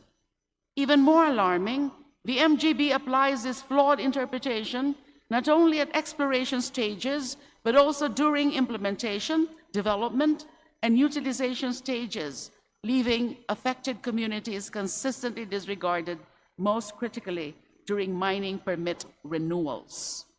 Let's talk about financial or technical assistance agreements, or the FTAA. FTAAs are agreements allowing the full foreign participation in large-scale mineral exploitation, the highest level of mining rights. These agreements are statistically rare, yet extraordinarily consequential. Only 6 FTAAs currently exist in the Philippines. As of February 28, 2026, these 6 agreements alone blanket 102,255.3134 hectares of Philippine territory, extracting gold, copper, nickel, and magnetite sand. That is land that will never be the same. That is wealth extracted and communities left behind. In Nueva Vizcaya, OceanaGold Philippines holds FTAA number 001, covering a contract area situated in the provinces of Nueva Vizcaya and Quirino, which expired on June 20, 2019. The Sangguniang Panlalawigan of Nueva Vizcaya declared its strong opposition to the renewal of the FTAA number 001.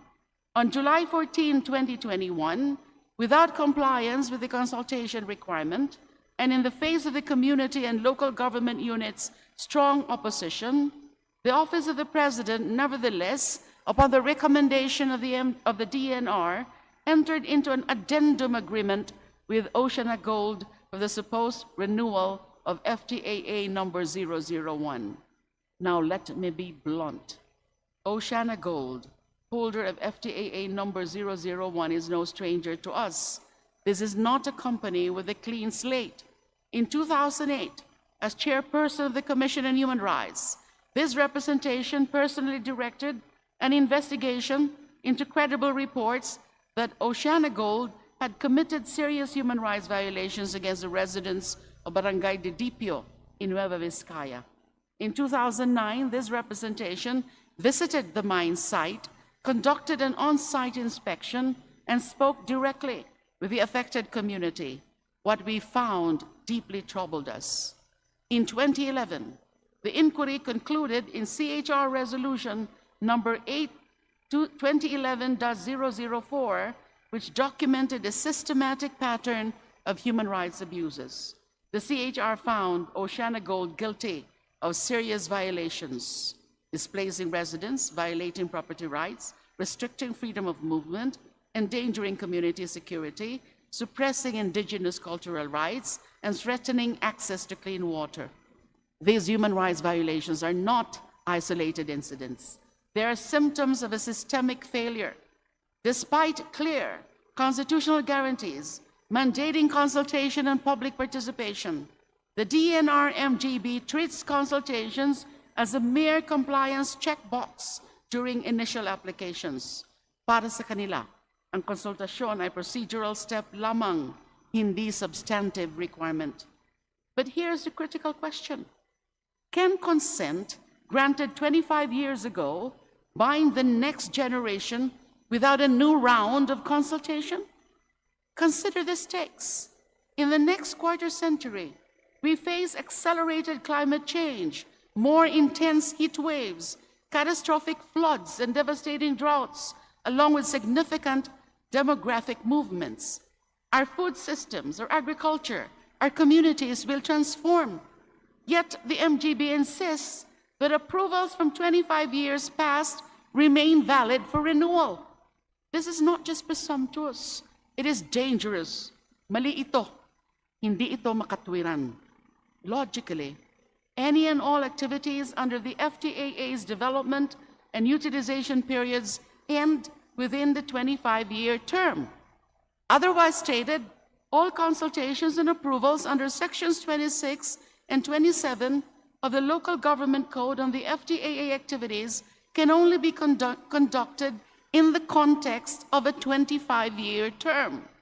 The consent obtained for the first 25 years cannot be reasonably assumed to bind future generations, nor can it be justifiably expected to endure another drastically altered and fast-evolving socio-environmental conditions. Worse still, the MGB continues to allow mining operations without even conducting proper consultations. We've seen this before, this pattern before. In Tampakan, South Cotabato, FTAA number 002 was initially granted for 12 years. Pero ang mga magsasaka, ang mga irrigators, ang mga komunidad na kumukuha ng pinagkakakitaan mula sa lupa, ang mga taong ito, the very people whose livelihoods hang in the balance, they later discovered it had been quietly and ceremoniously extended to 18 years. 6 more years, walang tanong, walang sagot, walang usapin, walang usapan, walang consent, walang konsultasyon. So I call on this House to act decisively. We must use our oversight powers, and we must use them vigorously to determine whether the DNR-MGB has faithfully executed its statutory duty to enforce consultation requirements in Nueva Vizcaya, South Cotabato, and beyond.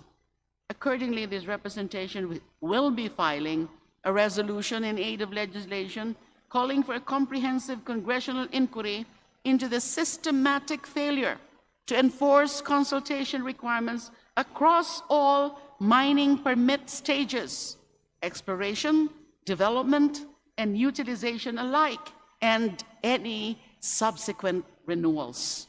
We call on our colleagues in Congress to stand with the people of Nueva Vizcaya, South Cotabato, and all mining-affected communities across this nation.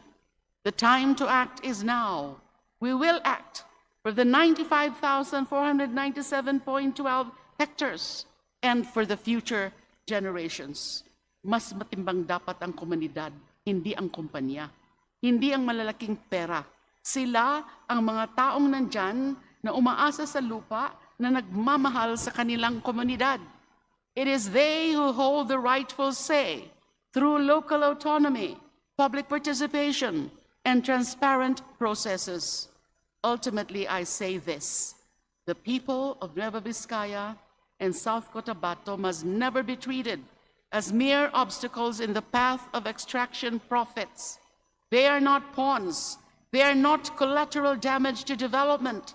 They are the rightful stewards of their territories. The Constitution recognizes this. The law recognizes this. The indigenous peoples recognize this.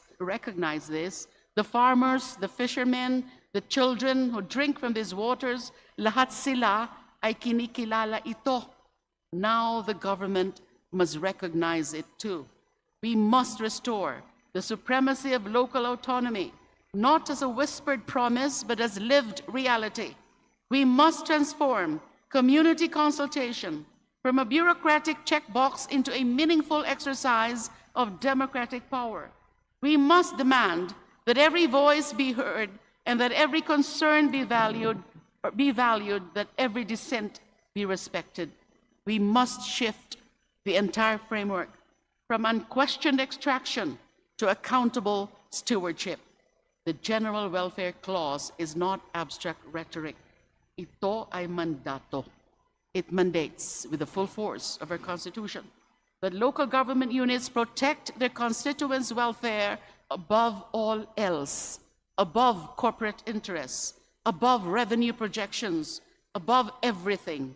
Let us honor that mandate. Let us act with urgency and integrity our people deserve. Maraming salamat po, Mr. Speaker.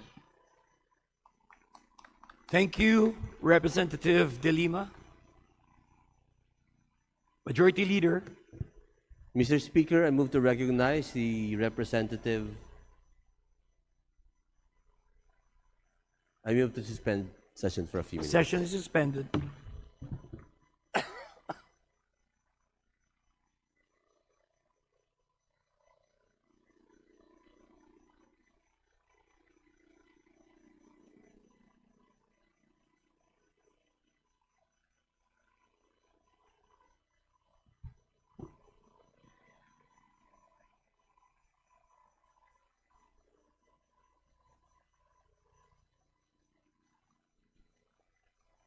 Session is resumed. Majority Leader. Mr. Speaker, I move to recognize my distinguished colleague from EPEC party list, Congressman Sergio Dagoc, for his manifestation. The Honorable Dagoc is recognized. Thank you, Mr. Speaker. Thank you, Majority Leader. I am in full support to the concern of the representative of ML party list, considering that at present I have also two pending complaints with MGB. She is correct that as if this government agency is not serving the interest of the Filipino people and our environment, but it is serving the interest of the mining companies in Dinagat and in Surigao City. The bishop is complaining, and I have endorsed the complaints of the bishop of the Diocese of Surigao. But until now, the action is half-baked. Walang consultation. I demanded that the people will be consulted because nagtuturoan na yung MGB at saka EMB. Sabi ni MGB, yung dagat ninyo na naapektuhan, hindi na namin saklaw. EMB na ang may saklaw. So, again, I hope that as called upon by our colleague, the investigation must be acted upon by this chamber. Thank you, Mr. Speaker. Thank you, Representative Dagoc. Majority Leader. Mr. Speaker, I move to refer the speech of the Honorable De Lima to the Committee on Rules for its appropriate action. Is there any objection? The chair is none. Motion is approved. The speech of the Honorable De Lima, as well as the manifestation of Representative Dagoc, is referred to the Committee on Rules for appropriate action. Majority Leader. Mr. Speaker, I move to recognize our distinguished colleague from Kabataan Party List, Honorable Rene Co from Kabataan Party List. The Honorable Rene Co of Party List Kabataan is recognized. Please proceed. Thank you, Mr. Speaker.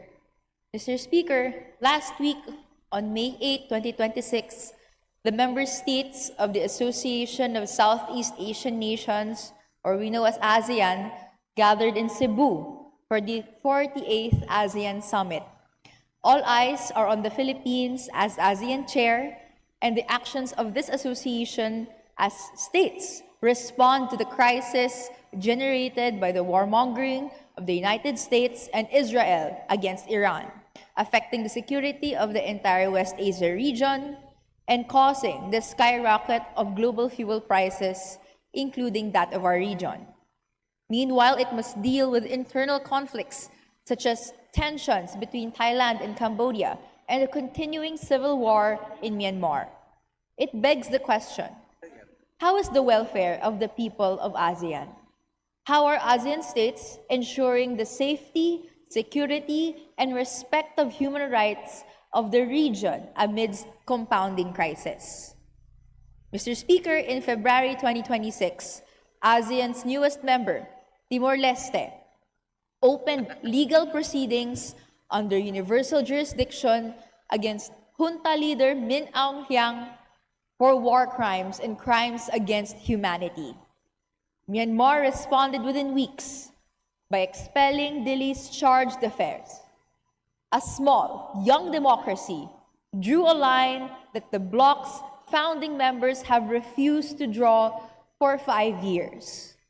If Timor-Leste can act on principle, the question ASEAN must answer is, what is stopping the rest of us? As ASEAN leaders convened in Cebu for the 48th ASEAN Summit and will continue high-level engagements in the coming months, the region is once again called to demonstrate that its cooperation delivers real outcomes for its peoples. For Myanmar, 5 years after the adoption of the 5-point consensus, or 5PC, that promise remains unfulfilled. Although adopted with coup leader Min Aung Hlaing's participation, none of its 5 points, ending violence, inclusive dialogue, humanitarian access, appointment of a special envoy, and a visit by that envoy to all parties, have been meaningfully implemented. None of them. From the 38th to the 47th ASEAN summits, the junta was barred from political representation at high-level meetings. The bloc's one consistent act of pressure. It was procedural, not substantive, and the junta absorbed it without changing course. At the 47th summit, ASEAN leaders declined to endorse the junta's elections, stated that cessation of violence must precede any electoral process, and tasked senior officials to consider a longer-term special envoy, implicitly acknowledging that the rotating annual system had failed. They introduced, for the first time, language on cross-border humanitarian access. Leaders also formally acknowledged deep concern over the lack of substantial progress in the 5PC. They then reaffirmed the consensus anyway. Then, the junta proceeded with its sham elections regardless. It initiated so-called quote-unquote peace dialogues to project willingness for political resolution while imposing martial law across 60 townships in April 2026 under a 90-day emergency ordinance, the latest in a series of martial law expansions since the 2021 coup. What the evidence shows is plain, Mr. Speaker. The 5PC, designed as leverage, has become a shield. By reaffirming it summit after summit without benchmarks, timelines, or consequences for non-compliance, ASEAN has given the junta exactly what it needs: the appearance of diplomatic engagement without accountability. ASEAN's insistence on a Myanmar-owned, Myanmar-led solution, a principle with genuine merit, has in practice become institutional permission to wait for a political will the junta has no incentive to produce. The junta lost the last election it could not rig. It then seized power, detained the opposition, and rewrote the rules. ASEAN has spent 5 years engaging this losing side. Myanmar's people, meanwhile, have not been silent. They have boycotted the junta's elections in the millions, sustained a civil resistance movement across years of brutal suppression, and built parallel governing structures from the ground up. As chair, the Philippines inherits both that record and the responsibility to change it. The Philippines has not recognized the electoral outcome, with Foreign Affairs Secretary Teresa Lazaro stating ASEAN will not recognize the military's election. But credibility demands more than non-recognition. Her January 2026 visit to Naypyidaw, where she met Min Aung Hlaing without stated conditionality, drew condemnation from civil society organizations in Myanmar and the Philippines as conferring legitimacy on the junta accused of war crimes. Following Min Aung Hlaing's inauguration as president on April 10, Manila reaffirmed that it will continue to engage relevant authorities and stakeholders in Myanmar, while international partners rejected the electoral process outright. The question in Cebu and moving forward is not whether the Philippines understands the stake. It is whether this chairmanship will be defined by what it chose to do when it mattered the most. The answer must begin with clarity. ASEAN cannot recognize the military-led government in Myanmar regardless of any change in title or institutional arrangement, and military representation must remain suspended across all ASEAN meetings. Engagement must shift to legitimate representatives, the National Unity Government, ethnic revolutionary organizations, and the civil society actors the 5PC was ostensibly designed to protect. The 5PC itself must be formally reviewed, not to produce yet another diplomatic statement, but to honestly account for 5 years of non-implementation against the realities on the ground. Humanitarian aid must reach all affected communities, including the Rohingya, through cross-border channels that do not depend on military cooperation or gatekeeping. And ASEAN member states must actively support accountability cases brought under universal jurisdiction like that done by Timor-Leste. ASEAN's principles of peace, stability, and respect for the rule of law cannot be upheld if ambiguity persists in the face of ongoing violence and repression. Rather than enable the masking of the junta's military violence as state functions, ASEAN formations must unequivocally show solidarity with the Myanmar people's desire for true liberation from oppressive regimes. Mr. Speaker, 5 years of consensus have produced nothing. It is time for consequence. I yield the floor, Mr. Speaker.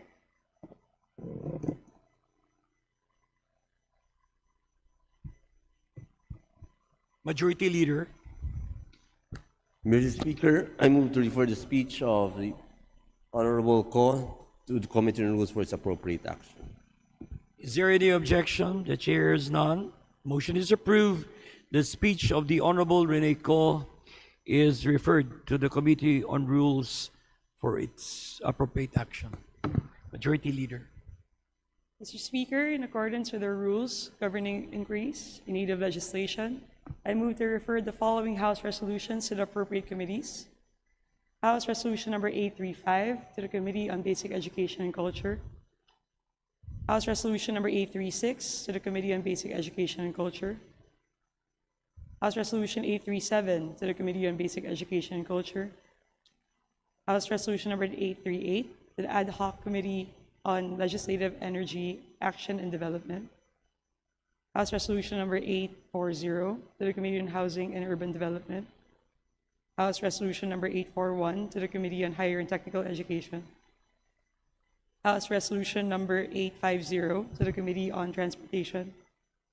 House Resolutions number 852 and 857 to the Ad Hoc Committee on Legislative Energy, Action and Development. House Resolution number 864 to the Committee on Public Works and Highways. House Resolution number 865 to the Committee on Natural Resources. House Resolution number 866 to the Committee on Health. Sa diretso na to. House Resolution number 867 to the Committee on Ways and Means. House Resolution number 875 to the Ad Hoc Committee on Legislative Energy, Action and Development. House Resolution number 877 to the Special Committee on Southern Tagalog Development. House Resolution number 886 to the Committee on Energy. House Resolution number 887 to the Ad Hoc Committee on Legislative Energy, Action and Development. House Resolution number 889 to the Committee on Energy. House Resolution number 899 to the Committee on Indigenous Cultural Communities and Indigenous Peoples.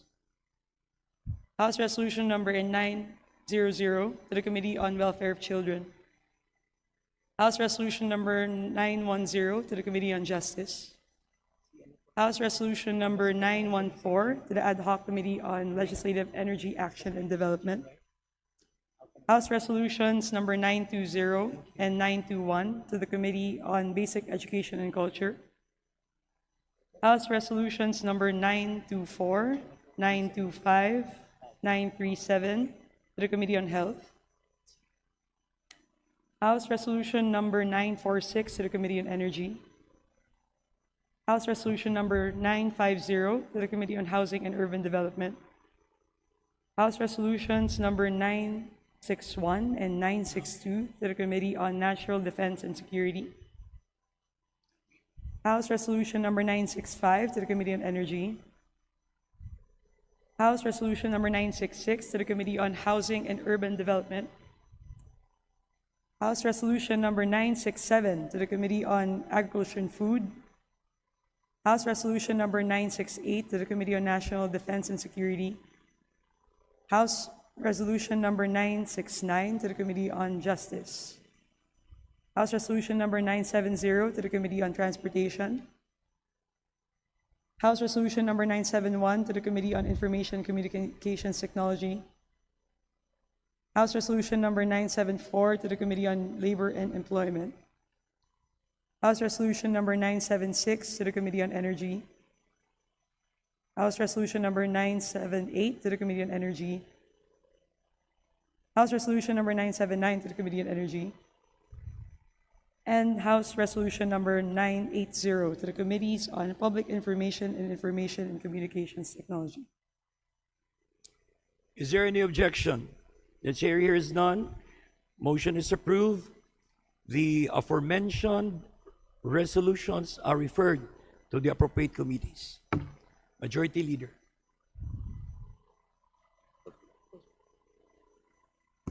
Mr. Speaker, there being no members who would avail of the privilege hour, I move to close the privilege hour. Is there any objection? The chair is none. Privilege hour is closed. Majority Leader. Mr. Speaker, pursuant to our rules governing inquiries in aid of legislation, I move to refer the following speeches to the appropriate committees. The speech of the Honorable Mercado Revilla, delivered on March 9, 2026, to the Committee on Women and Gender Equality. The speech of Representative Ismula, delivered on March 9, 2026, to the Committee on Women and Gender Equality. The speeches of Honorable Angeles, Honorable Zubiri, Honorable Singson, Honorable Roque, and Honorable Gonzalez, and Honorable Ko, Honorable Ilago, Honorable Javier, Honorable Bagao, Honorable De Lima, and Honorable Montes, all delivered on May 9, 2026 to the Committee on Women and Gender Equality.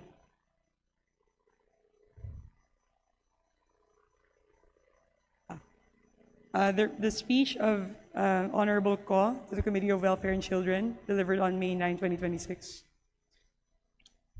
The speech of Honorable Santos, delivered on March 10, 2026, to the Special Committee on ASEAN Affairs.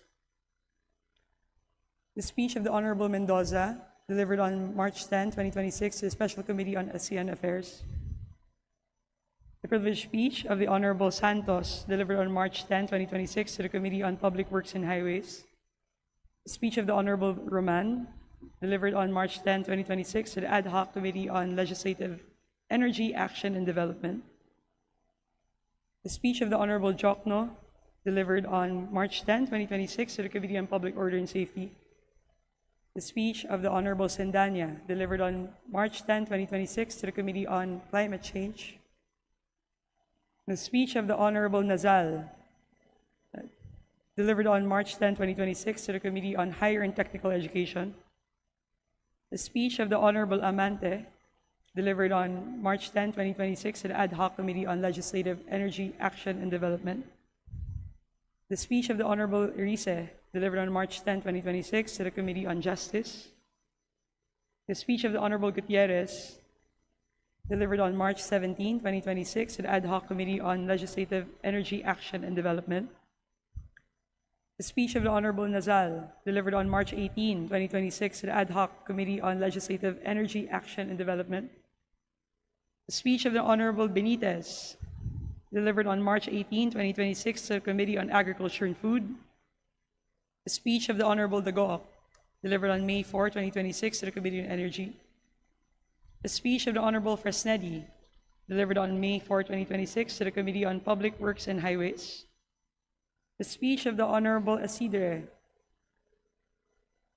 delivered on May 4, 2026, to the Committee on Public Information. The speech of the Honorable Abalos, delivered on May 4, 2026, to the Committee on Energy. Speech of the Honorable Ilago, delivered on May 4, 2026, to the Committee on Labor and Employment. Speech of the Honorable Valeriano, delivered on May 4, 2026, to the Committee on Transportation. Speech of the Honorable De Jesus, delivered on May 4, 2026, to the Committee on Legislative Franchises. Speech of the Honorable San Fernando, delivered on May 4, 2026, to the Committee on Labor and Employment. Speech of the Honorable Bagao, delivered on May 5, 2026, to the Committee on Aquaculture and Fisheries Resources. The speech of the Honorable Jokno and the speech of the Honorable Sendanya, delivered both on May 5, 2026, to the Committee on Aquaculture and Fisheries Resources. The speech of the Honorable Nazal, delivered on May 5, 2026, to the Committee on Energy. The speech of the Honorable Tino, delivered on May 5, 2026, to the Committee on Labor and Employment. The speeches of the Honorable Ko and the Honorable Roman, both delivered on May 5, 2026, to the Committee on Public Information. The speech of the Honorable Legacion, delivered on May 5, 2026, to the Committee on Transportation. The speech of the Honorable Sentay, delivered on May 6, 2026, to the Committee on Energy. The speech of the Honorable Dagoc, delivered on May 6, 2026, to the Ad Hoc Committee on Legislative Energy, Action, and Development. And the speech of the Honorable Yap, delivered on May 6, 2026, to the Committee on Energy. Is there any objection? The chair hears none. The aforementioned speeches delivered by our colleagues in Congress are referred to the appropriate committees. Majority Leader. Mr. Speaker, I move for the change of referral of the following measures. House Bill number 7294 from the Committee on Basic Education and Culture to the Committee on Government Enterprises and Privatization. House Bill numbers 472, 1169, 3725, 6432, and 7887 from the Committee on Basic Education and Culture to the Committees on Basic Education and Culture and Health.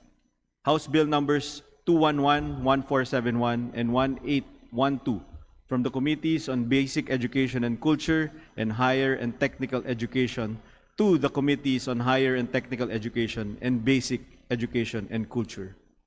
House Bill number 767 from the Committee on Basic Education and Culture to the Committees on Higher and Technical Education and Basic Education and Culture.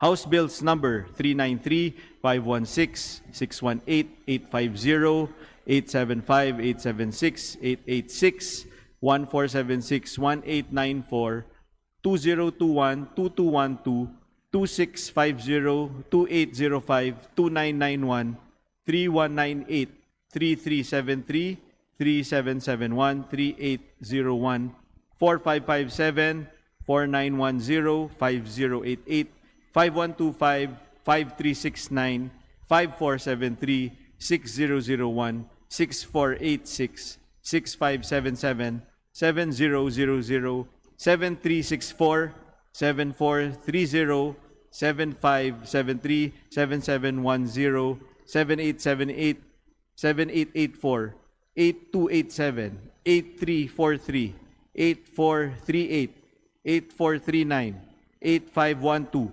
8522, 8727, 8828, 8857, 8965, 8992, 9007, and 9009 from the Committee on Health to the Committee on Health and the Special Committee on Persons with Disabilities. House Bill numbers 1023 and 2417 from the Committee on Cooperatives Development to the Committees on Cooperatives Development and Agriculture and Food. House Bill numbers 3249, 3466, 5130, 5295, and 5315 from the Committee on Agriculture and Food to the Committees on Cooperatives Development and Agriculture and Food. Privileged speech delivered by Representative Swansing on February 23, 2026 from the Committee on Disaster Resilience to the Committee on Ecology. House Bill number 500 and 8156 from the Committee on Welfare of Children to the Committee on Population and Family Relations. House Bill number 7688 from the Committee on Natural Resources to the Committee on Government Enterprises and Privatization. House Bill number 7571 from the Committees on Information and Communications Technology and Welfare of Children to the Committee on Welfare of Children. House Bill number 7895 from the Committees on Welfare of Children and Information and Communications Technology to the Committee on Welfare of Children. House Bill number 621 from the Committee on Government Reorganization to the Committees on Indigenous Cultural Communities and Indigenous Peoples and Government Reorganization. House Bill number 8755 from the Committee on Health to the Committees on Trade and Industry and Health.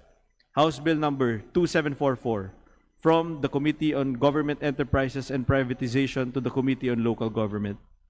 House Resolution number 462 from the Committee on Agriculture and Food to the Committee on Visayas Development. Mr. Speaker. Is there any objection? The chair hears none. Motion is approved for change of referral to the respective committees. Majority Leader. Mr. Speaker, I move to include additional co-authors to House Bill number 763, 8461, 8392, 8420, 8699, 8700, 8702, 8869, 8876, 9048, 9157, and 1004, and House Resolution numbers 694, 826, 895, 896, 897, 898, 903, 905, 906, 952, 956, 957, 958, 959, 960, 963, 964, 984, 1001, and 1004, as contained in the list to be submitted by the Committee on Rules. Is there any objection? The chair is none. Motion is approved. Majority Leader. Mr. Speaker, I move to take up additional reference of business and request that the Secretary General be directed to read the titles of bills and resolutions on first reading, as well as communications and committee reports. Is there any objection? The chair hears none. Secretary General is directed to read the titles of the committee reports. Please proceed. Additional reference of business. Committee reports. Committee report numbers 294, 295, 296, and 297, submitted by the Committee on Local Government on House Bill numbers 7030, 3273, 3572, and 3717, respectively. Committee report number 298, submitted by the Committee on Ethics and Privileges on committee case number P-2025-06 and committee case number SC-2025-07. Informing the House of the findings and recommendation of the Committee on Ethics and Privileges on the aforestated cases. Committee report number 299, submitted by the Committee on Ethics and Privileges on committee case number SC-2026-20, committee case number PS-2026-21, committee case number PS-2026-22, and committee case number SC-2026-23.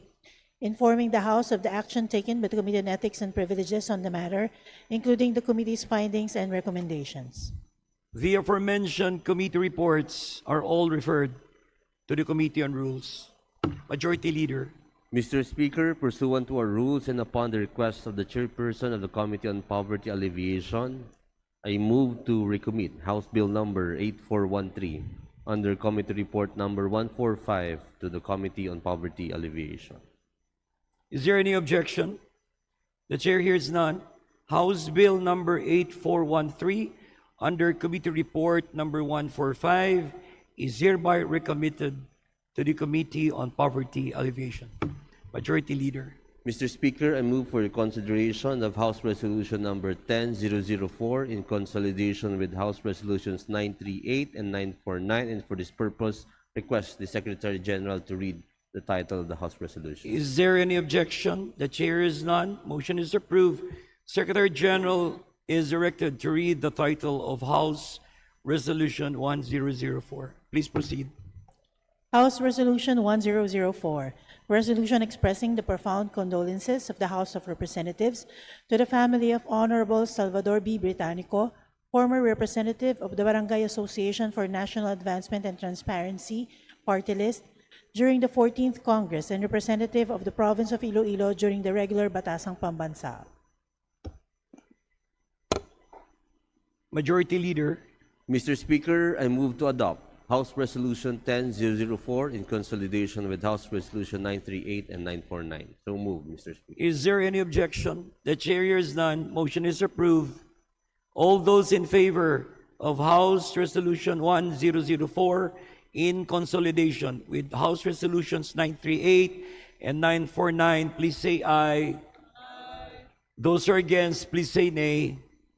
The ayes have it. House Resolution 1004 is approved. Majority Leader. Mr. Speaker, I move to adjourn session until Monday, May 18 at 3 o'clock in the afternoon. Is there any objection? Chair hears none. Session is adjourned until May 18 at 3 p.m.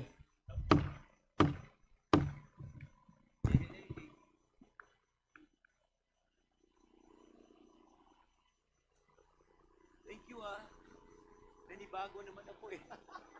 Teka, may bakasyon eh.